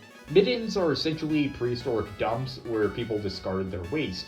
A shell midden is, as you guessed, a disposal ground for shellfish. The site has been inhabited for 7,000 years, but the middens were not formed until about 5,000 years ago by the Jomon people. The site saw its largest use 2,500 years ago, by which point it had been used for, well, 2,500 years. Nowadays, you can enter a tunnel to view the layers of sediment. Route 11 is based on Midoriku, or Midori Ward. Route 9 is based on the route from Sakuragawa to Ishioka, both north of Mount Tsukuba, while Rock Tunnel is based directly on Mount Tsukuba, which is known for its granite and gabbro. The power plant is based on the Tokai nuclear power plant, the first commercial nuclear power plant in Japan, which has been out of commission since the 2011 earthquakes and the Fukushima nuclear accident, which, considering that the power plant has been abandoned for several years in the games, it hadn't aged very well at the time, but ended up lining up pretty closely with the real-world power plant as of 2024. Lavender Town is based on Ushiku-joen, a cemetery that people can bury both humans and pets in, with a petting zoo and the world's fifth tallest statue, the Ushiku Daibutsu, the inspiration for Pokemon Tower.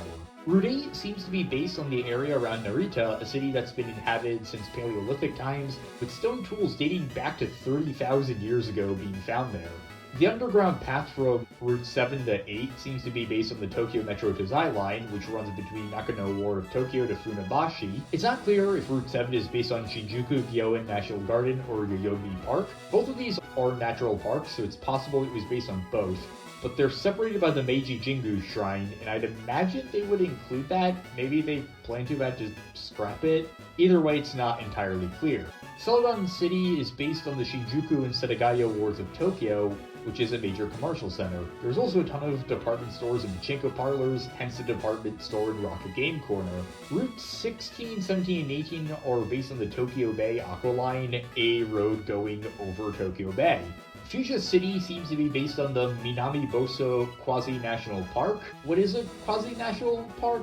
It seems like a way to categorize places as not as grand as national parks, but still good. It seems kind of arbitrary to me, but I'm no expert, and I'm sure there's probably a reason for it.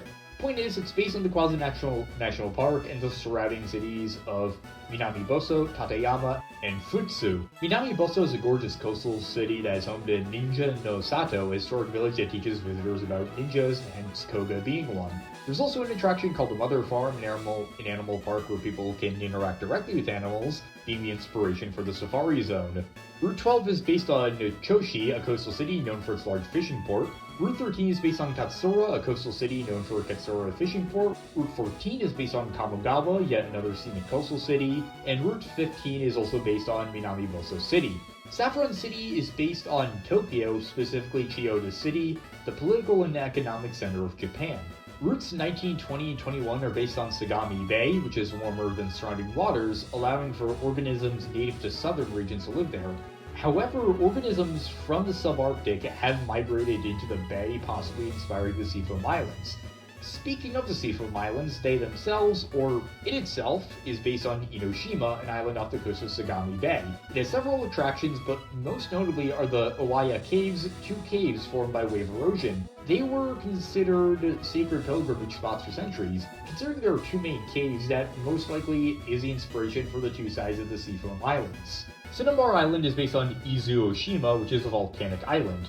This is the first of the Izu Islands, an island chain stretching into the southern seas. It is home to Mount Mihara, an active volcano whose most recent eruption was in 1990, although that was more on the small scale, while its most recent major eruption was in 1986 when all 12,000 residents had to be evacuated. Routes 22 to 23 are based on the Fuji Hakone Izu National Park, a giant collection of notable sites in the region centered around Mount Fuji. The region has several lakes, forests, and other mountains, and this reflects in the game's geography, since it's a wooded area with lakes and Victory Road is in the center of it. The exact basis for the Indigo Plateau is undetermined. Bulbapedia acknowledges multiple possible inspirations for it, but I personally think the solution is a lot simpler than they claim. I think that when these games were made, the Indigo Plateau was based on Mount Fuji, but in later titles it was remapped so that Mount Fuji correlated with other locations, and the Indigo Plateau to be based on a different mountain. My reasoning for this is that, well, Mount Fuji is the most recognizable landmark in Japan. I find it hard not to imagine the developers would base a region on the area around Mount Fuji and not include it. Remember, this was before anyone knew Pokémon had become a global phenomenon. As far as I knew, Red and Green would be the only games ever made in the series. So I think they based the final location in the game, your ultimate final goal, off the most iconic site in not just that region, but Japan as a whole. I have to disagree with Bulbapedia on this. Now moving on to the Sevii Islands, these are based on both the Izu and Bonin Islands, two archipelagos in the Pacific belonging to Japan. Both are part of the Nampo Islands, a general name for the several island groups in the Pacific to the southeast of mainland Japan. Let's start with the Izu Islands. These are often called the Seven Islands of Izu, hence the name Sevii Islands. The name originated in the fact that only 7 of the islands were inhabited during the Edo period, but this name is slowly being phased out due to people moving to the smaller islands and islets, so there aren't 7 islands anymore. One island is based on a cluster of 4 islands, with the town itself being based on Shikinejima. Treasure Beach is based on Kozushima, an island south of Shikinejima, mirroring how you have to surf south of one island to reach it. Kozushima has 18 lava domes, which, good luck to everyone there. I mean, the last time it was active was 838 AD, so if it hasn't erupted for 1185 years, they're probably safe. I hope that doesn't age terribly. Kanto Road is based on Nijima, directly to the northeast of Shikinejima. Nijima is known for its unusual shape, being composed of mainly volcanic rock and hosting a wide variety of wildlife. The island is home to Unohama Hot Spring, which I believe is probably the inspiration for the one on Kanto Road, even if the location doesn't match up exactly. Unohama is built in the Greek style and has views of the Pacific. Mount Number is based on the village of Toshima, which constitutes an entire island, also called Toshima. Strangely, there aren't any volcanoes on Toshima, but there is one on Nijima, Mount Miyatsuki, so Mount Number is probably a combination of both. There's also a small desert island between Nijima and Toshima called Udanishima that has no inhabitant, but there is a single Shinto shrine. It's possible this could be the inspiration for the Ruby Path in the post-game. I'm not positive about that though. Two Island is based on 2 islands, Miyakejima and Mikurajima, reflected in the spray on the map. Miyakejima, the island that lines up with the 2 islands you explore in the game, it hosts a volcano whose last eruption was in 2000. However, it continued to spew out toxic gas and fumes for 4 years, and residents weren't allowed to return until 2005. The Izu Islands were a designated place of exile during the Tokugawa shogunate from 1603 to 1868. One of the most interesting stories from this time happened in 1863, when a ship of 483 passengers of Chinese and American descent were stranded on the island. At the time, Japan was strictly isolationist, and any foreigners were ordered to be killed or handed over to authorities. But since these were exiles who probably didn't feel too amiable to those in power, they instead took care of the sailors, and to this day, 10% of Mikurojima's population is descended from those exiles. Three Island is based on Hachijojima, which has been continually inhabited since the Jomon period about 5,000 years ago. The island actually has its own language, the Hachijo language. This language descends from Eastern dialects of Old Japanese, the ancestor of the modern Japanese language.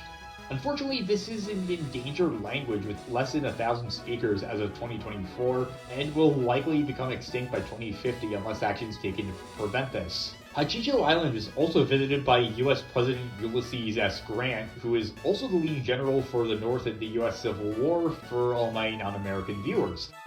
Grant was informally adopted by the village chief and bestowed the title Yutaro Taisho, or Courageous Warrior, in Hachijo. Berry Force is based on the smaller island of Hachijokojima, right off the coast of Hachijojima. This is a desert island where, according to legend, the samurai Minamoto no Tametomo tried to found an independent kingdom after being exiled. There's no definitive evidence if this actually happened or not, but I mean, it makes for a cool-ass story at least. Four Island is based on Aogashima, the southernmost inhabited island of the Izu Islands. The entire island is surrounded by very steep cliffs, hence why in-game you can only access Four Island from one point.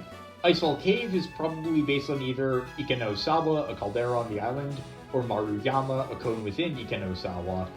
From this point on, the islands are no longer based on the Izu Islands, but a collection of islands even further out in the Pacific, the Bonin Islands, otherwise known as the Ogasawara Islands. Five Island is based on the Mukojima group, all of which are uninhabited. Memorial Pillar is based on Harino-Iwa and Nakorojima. Harino-Iwa is a rocky island with jagged towers. The name literally means the Needle Rock. I couldn't find a whole lot of other information on Harino-Iwa, and any searches for the Needle Rock just led to the island in Wind Waker and unrelated attractions in mainland Japan. I mean, it is an uninhabited island in the middle of nowhere, so that's not exactly surprising, but still. Harino-Iwa is probably the direct inspiration for the rectangular island you fight the Bird Trainer brothers on. Now, Nakorojima, like the other islands, is uninhabited, but is home to the highest point in the Mukojima group, likely being the inspiration for the Memorial Pillar. The Water Labyrinth is based on the sea between Mukojima and the northern Nakanoshima Island, but Bulbapedia says a single island at the eastern end of it where you get Togepi could be based on Nishinoshima, a volcanic island far to the east of Mukojima. I guess it's possible, but considering the distance, I'd imagine it would be based on an islet a lot closer. That being said, Nishinoshima is an interesting place in its own right. It was a dormant volcano for 10,000 years until it suddenly erupted in 1973, with volcanic activity continuing to the following year. It then died down afterwards.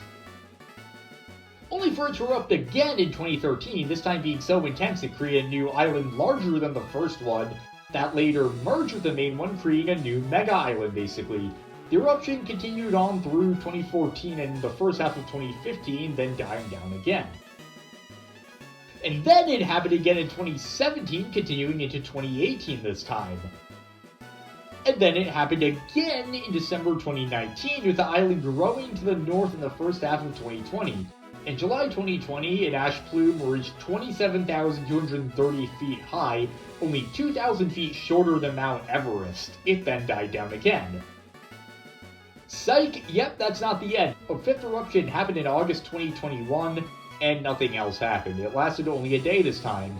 The sixth and last confirmed eruption happened in October 2022, and considering its history, it is almost certainly going to happen again sooner or later. It's amazing that this tiny pastoral island was silent for 10,000 years, and then decided to just go berserk all at once for the last decade. And I had to mention this, but when I was reading up on the island, the first paragraph of its Wikipedia article included this. As of October 2023, it was unofficially claimed by an independent organization called the Nishinoshima United Government under the formal name United Republic of Nishinoshima. It is recognized as part of Japan despite being a separate micronation. The Shinoshima United Government has its headquarters in Tokyo and works closely with the Japanese government on local and global issues affecting the island, and are represented by Japan to the United Nations. I have no clue if this is true or not, but considering there was no source, I haven't found any other details, spelling issues. That being said, I really want it to be true because it's hilarious. What are we talking about again? Oh yeah, Five Island. Resort Gorgeous is based on Kitanojima and Nakanoshima, and this is where I knew things were getting incredibly remote because I couldn't find anything on these islands. I scoured some of the most obscure web pages I could find, and all the info they had were on the Mukojima Islands as a group, not these two. Unfortunately, I can't give much more info unless I one day go there myself. If you want to help me fund a trip, type your credit card number in the comments. The Lost Cave is based on Sasayojima, and like Resort Gorgeous, little information is available online. I tried seeing if there are any caves on Sasayojima or any of the Mukojima Islands, but I couldn't even find anything on that. I did find a site about the natural wildlife of the islands that said there are also many diving spots called Shark Cave or Tuna Cave in the sea around these islands, but that sounds like a mistranslation and I'm not entirely sure what this means. If anyone has any input, I'd really like to hear it in the comments. Six Island and Ruin Valley were based on Chichijima, far to the south of Mukojima. This island was first sighted in 1639 by a Dutch expedition under Matthias Hendrik Zoonquist. There's a cool last name, to find the phantom islands of the rumored Anson Archipelago, mainly Rica de Oro and Rica de Plata, or the Islands of Gold and Silver. This expedition was not successful in finding these islands due to them not existing. But they did find the island that would later be the inspiration for Six Island. After more disparate visits from explorers, it was first permanently settled in 1830 by 18 people, most of whom were native Hawaiians. As time passed, the island developed its own unique language, Bonin English, a blend of English, Japanese, and native Hawaiian. In 1944, at the tail end of World War II, the population of about 7,000 was forced to leave by the Japanese government due to their mixed heritage. They were believed to be potential spies for the US.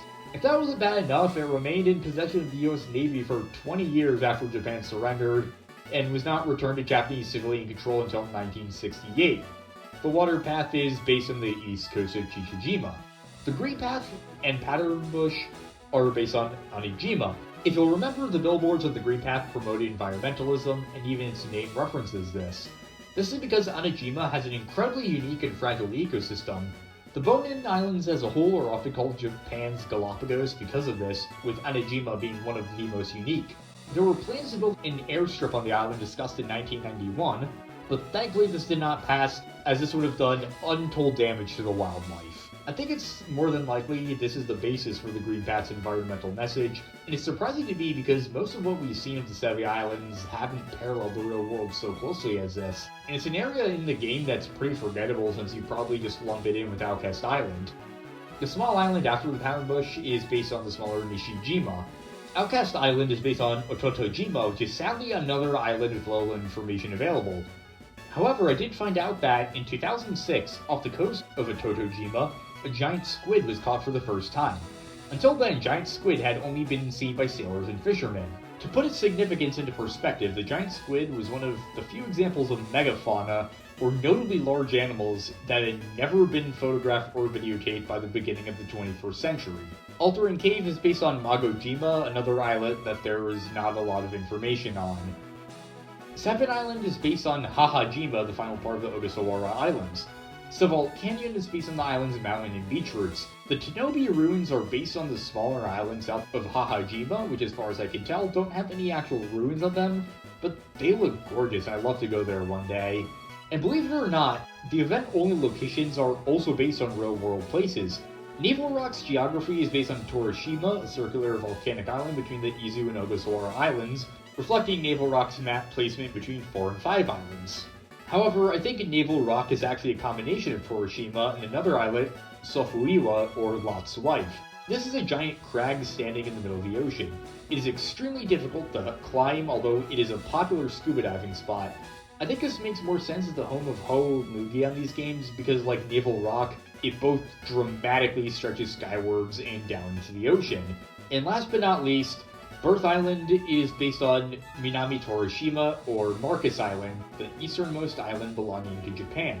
This island is in the middle of the ocean, specifically around Micronesia. The only people who stay on the island are meteorological researchers.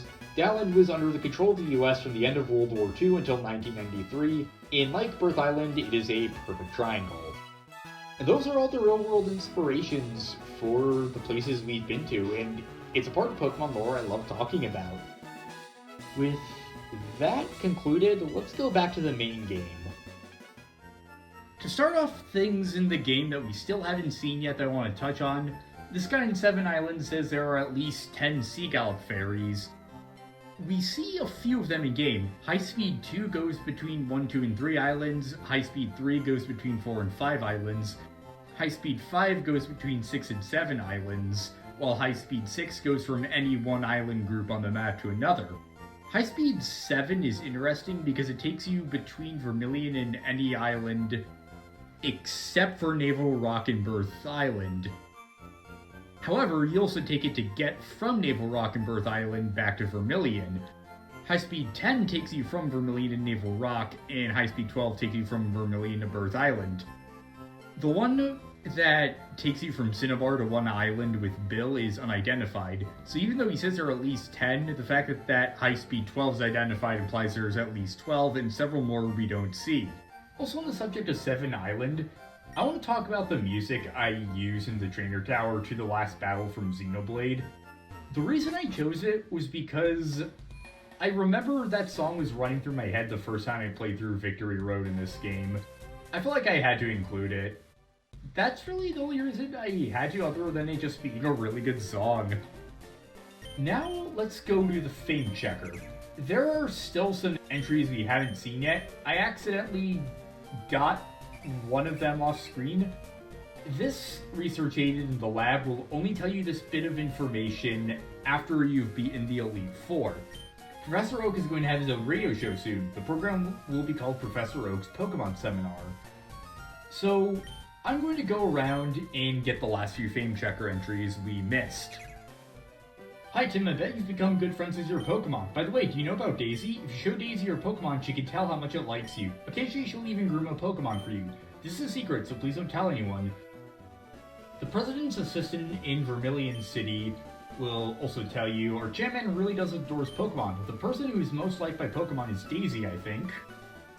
The woman who gave you tea in Celadon. Oh, hello dearie, do you enjoy my tea? By the way dear, are you by any chance from Pallet Town? A girl from Pallet Town, Daisy, enjoys tea every day. She visits the Celadon department store to buy some tea. The last Fame Checker bio for Daisy can be found by the guy who gave you the Togepi in the Water Labyrinth, but you have to bring the Togepi to him. Oh, hello, that's a cute Togepi. Seeing her reminds me of a sweet little girl I met while traveling. She was gently grooming Pokemon. She was a little angel. The little girl's name? I think it was Daisy. There's also another Pokemon Journal entry in the Warden's house. Future Gym Leader Koga. Koga is said to have a thorough knowledge of medicine. He even concocts medicine and nurses Pokemon to health. Blow me away! Giovanni is the gym leader of Viridian? That's the last bit of Fame Checker info for Giovanni. Talk to the advisor after you beat him in the gym. There are a few bits of info you can get about Lorelei on 4 Island. Lorelei has gone back. The Lapras she has, I imagine it to be the one she met as a child. I believe it was in Icefall Cave that she caught it. Perhaps the Pokemon has been with her ever since. Listen, did you know? A famous trainer came to the island a little while back. He's one of the Elite Four. His name is Bruno. He went away disappointed when he found out that they were all sold out of Rage candy bars. After we beat the Elite Four, this guy will have the last entry for Bruno. After non-safe training, nothing beats relaxing soak in the hot spring pool. Bruno, who's a senior ahead of me, visits the spa on occasion. He comes to rehab injuries, both his own and his Pokemon's. While we're here on one island, we also can get a few entries for Bill from Celio. Hello Tim, I've been hearing rumors about you. What's your favorite kind of Pokemon? Bill's a Pokemaniac, so he loves every kind. Apparently the first one he caught was an Abra. Tim, is there anything that you can't stand? Apparently Bill simply can't stomach milk at all. You have to leave the center and come back for Celio to tell you that. And there's also one more.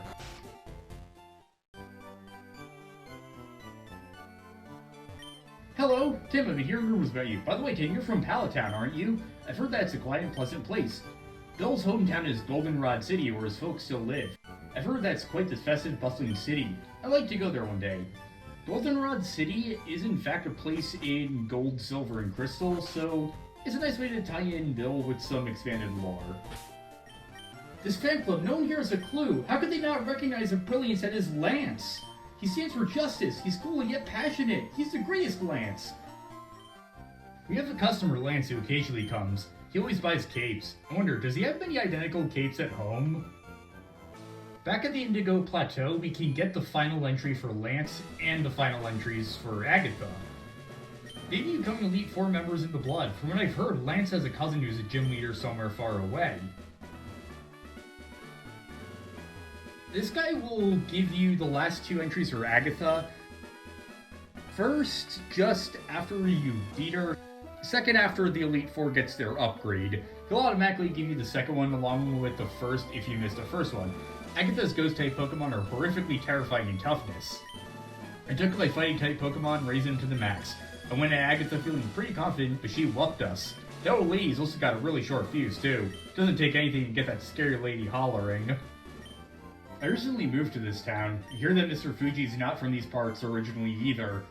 This is the last Fame Checker entry for anyone. That one's for Mr. Fuji. Once you've obtained all 6 entries for a character, by pressing the start button, you get to see their sprite, and they also have a personalized message for you. From Professor Oak to Tim, why do Pokemon compete and battle so hard for you? They do so because they can see the love and trust you have towards Pokemon. Never forget that. From Daisy to Tim, while I was comfortably enjoying my tea breaks, you've grown very skilled and powerful. I hope you'll remain a good rival to my little brother.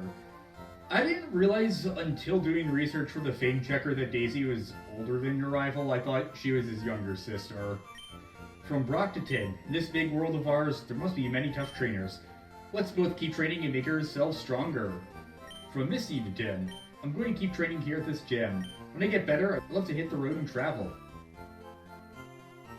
From Lieutenant Surge to Tim, hey kid, you electrified me in our battle. I didn't know that there were gutsy trainers like you. Made me change my mind about you. From Erica, I'm so glad that there are strong trainers like you. The awareness alone inspires and motivates me to try harder.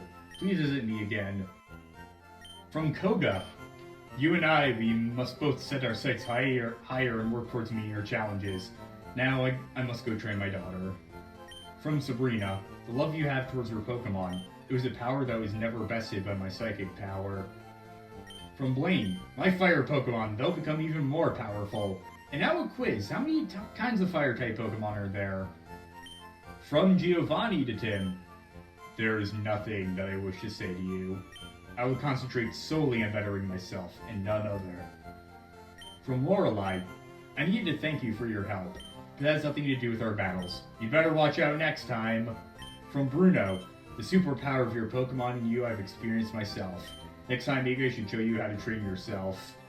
From Agatha, when you grow older, don't you dare go soft like that coot Oak. Be like me and keep battling on. From Lance, I'm considering going back to my hometown. I want to retrain my Dragon-type Pokemon and strengthen them. I'd like to invite you to my hometown one day. From Bill, hey there, Cilio, nothing but praise for you. Hearing that makes me happy. When you catch some rare Pokemon, come show me, okay? Promise.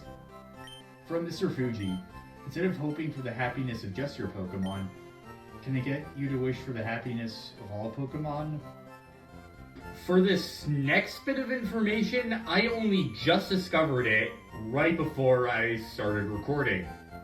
Pressing the start button in the box brings your cursor to the title, but when you press select, you can actually automatically swap your Pokemon without having to go to the menu.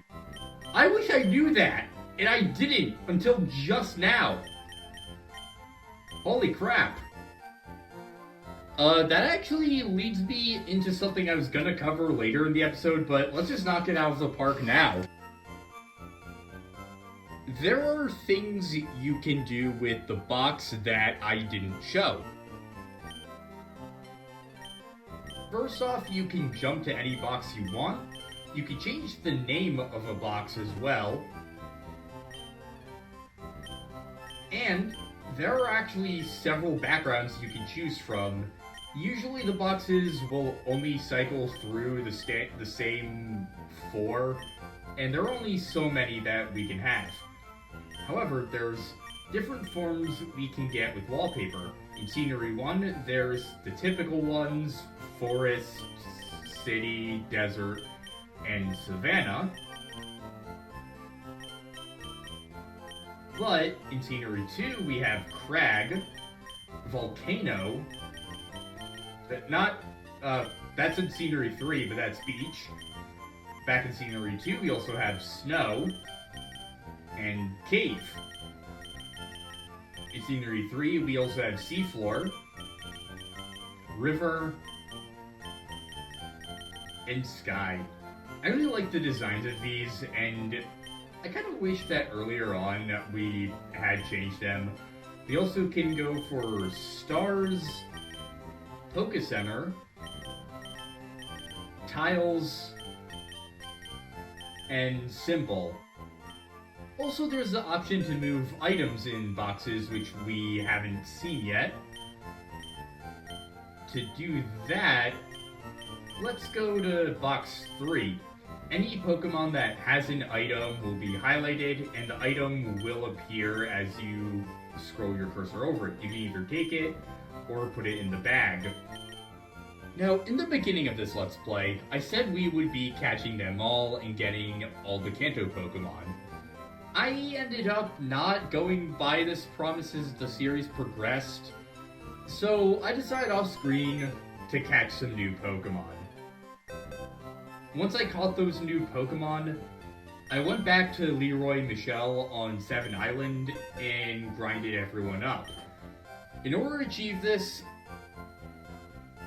I basically slapped the EXP share on each Pokemon I wanted to level up and sent Mewtwo after their Pokemon. In the process, Mewtwo reached level 95. Yeah, this thing's overpowered as hell now. Anyway, allow me to introduce you guys to Camazotz the Golbat, Crawley the Arbok, Argarth the Arcanine, Mr. Krabs the Kingler, Edgar the Hunter, Sludge the Muck, Chalcedony the Onyx, Argon the Weezing, Convex the Porygon, and Baron the Tauros.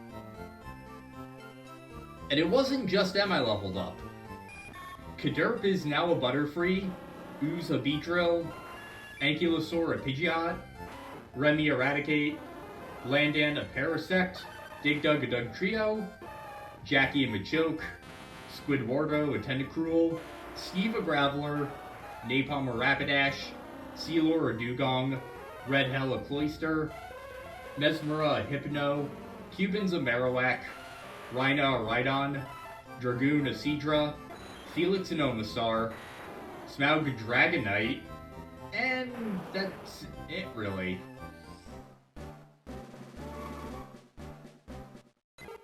Huh? Ankylosaur stopped evolving. That's what pressing B during an evolution is like. Also, this automatically will happen when a Pokemon that got an evolution in Gen 2 meets a criteria to evolve before you have the National Dex. So, once Golbat reaches high enough friendship before you beat the champion for the first time, you'll see this cutscene. I'm going to take this time to give some new names to certain Pokemon. I'm going to rename Gangisa since her name is kind of similar to Genghis's now. And also the ones I didn't put much effort into. Not you though, you stay like you are. Our new names, Acid the Deoxys, Metatron the Metapod, formerly Stupid Head. And now for our legendaries. There's a theme to Articuno, Zapdos, and Moltres. Uno, dos, tres, 1, 2, 3. So I decided to give them another naming scheme. Ice Alpha, Elect Beta, Fire Gamma. Also add on to it Psi Delta for Mewtwo, because that sounds way cooler. Luigia for Lugia, named after a legendary hero. And Borealis for Suicune. When we went on the SSN, I mentioned how I went on a trip to New York City around the time I first played this game and stayed in a hotel that overlooked Times Square. I actually found some pictures and videos from that trip, so I thought it was only right to end off this Let's Play by showing them here. It was a fun trip, and I remember alongside my first time playing FireRed, so enjoy.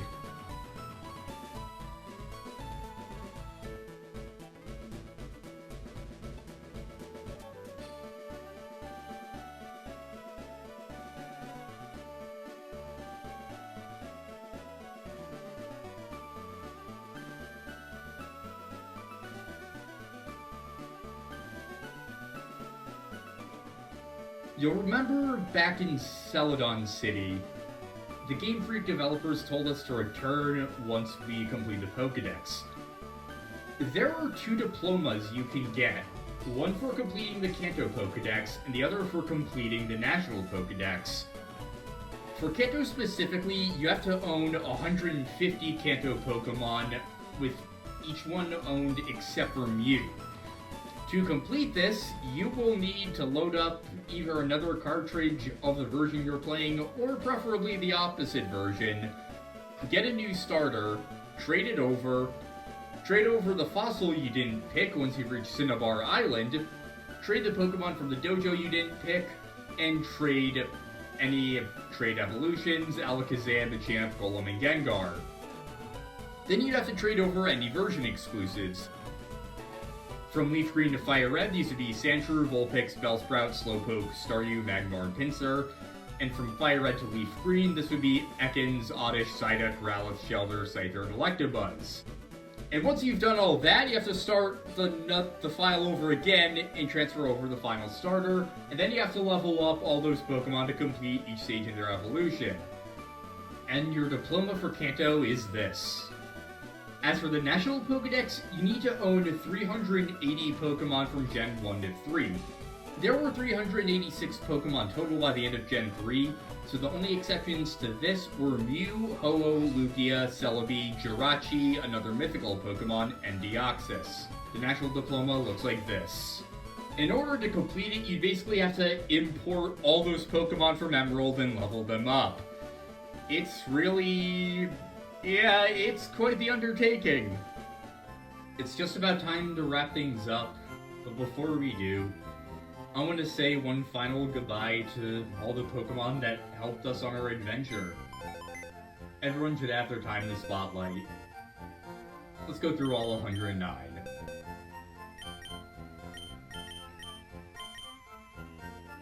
Acid the Deoxys, met at Earth Island. Camazotz the Golbat, met in the Sevii Islands. Crawley the Arbok, met in Route 23. Arcarth the Arcanine, met in the Pokemon Mansion. Mr. Krabs the Kingler, met in Route 10. Edgar the Haunter, met in Pokemon Tower. Sludge the Muck, met in Pokemon Mansion. Chalcedony the Onyx, met in Victory Road.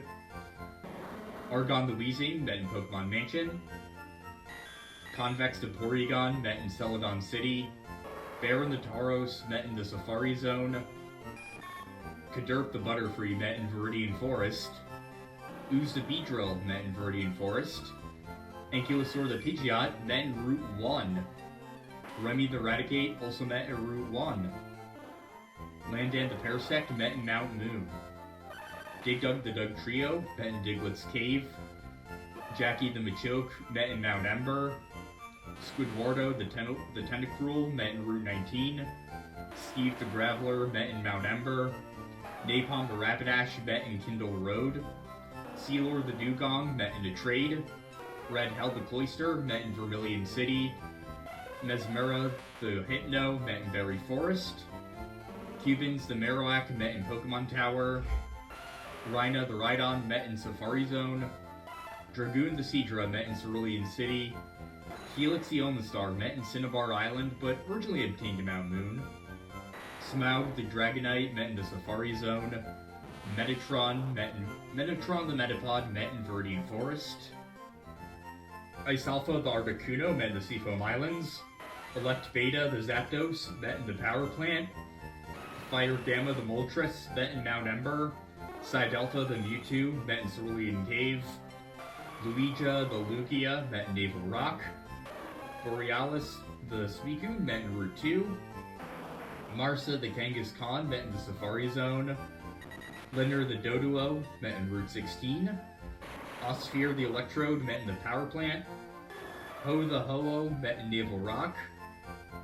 Weed Killer the Weedle met in Viridian Forest. Ares the Spearow met in Route 22. Bellona the Fearow met in Treasure Beach. Jerry the Raichu met in Viridian Forest. Miss Nido the Nidoran Female met in the Trade. Nina the Nidoqueen met in the Trade. Mithridata the Nidoqueen met in the Safari Zone. G-Clef the Clefable met in Mount Moon. Creeps the Wigglytuff met in Route 3. Todd the Vileplume met in Route 24. Monev the Venonat met in the Safari Zone. Mothra the Venomoth met in the Safari Zone. Whisk the Meowth met in Route 5. Prince the Persian met in Cape Brink. Patricia the Psyduck met in the Safari Zone. Aruma the Golduck met in the Seafoam Islands. Silo the Primeape met in Route 22. Polly the Poliwag met in Cerulean Cave. Whirlwill the Poliwrath met in Cerulean Cave. Ken the Tentacool met in the SS-Sand. Or the SS-Sand Dock.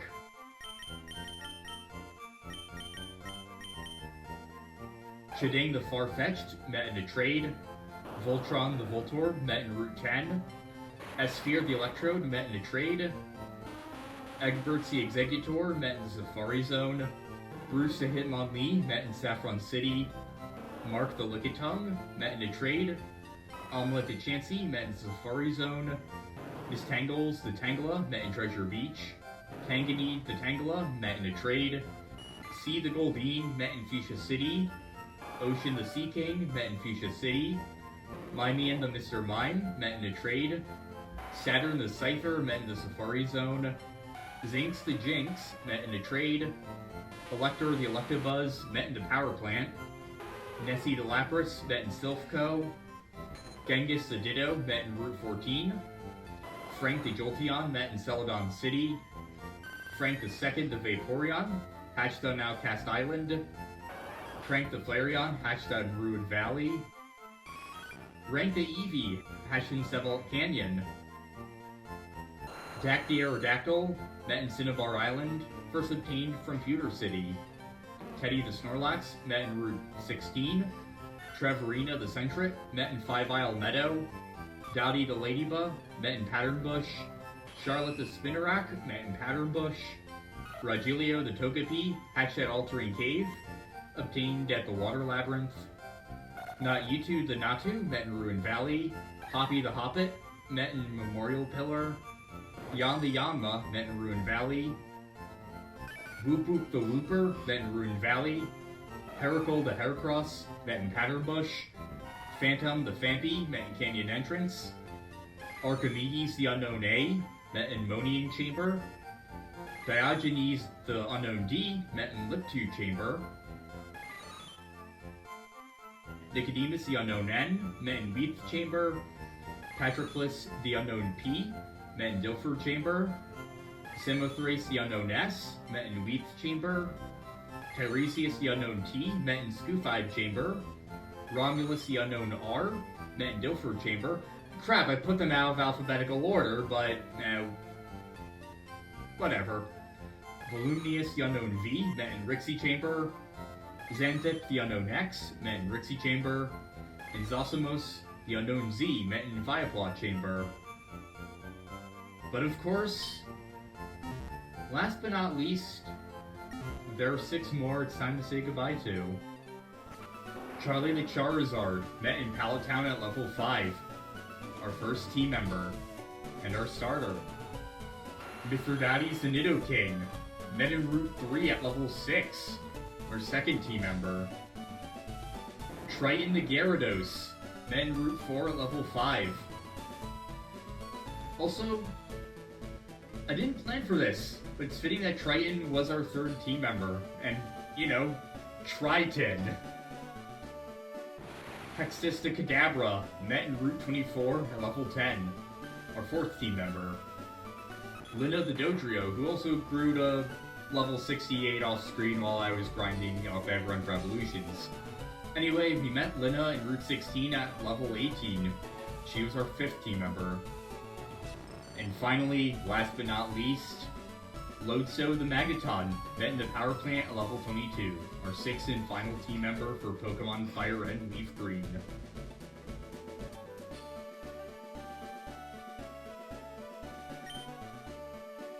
These guys are wonderful.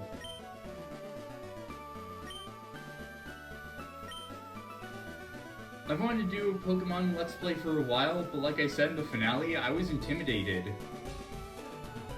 I first played this years ago, and not long after playing it, tried to make some bios that were very rudimentary, but still stood the test of time decently well. Some years ago, I made some rudimentary plans again, and it wasn't until around last year that I began to finally be serious about doing this. And here we are at the very end. After this, I'll be uploading a supercut of all the bios, like I said. And once more, we'll be taking a detour until we see each other again in Let's Play number 11. This has been Pokemon FireRed and LeafGreen.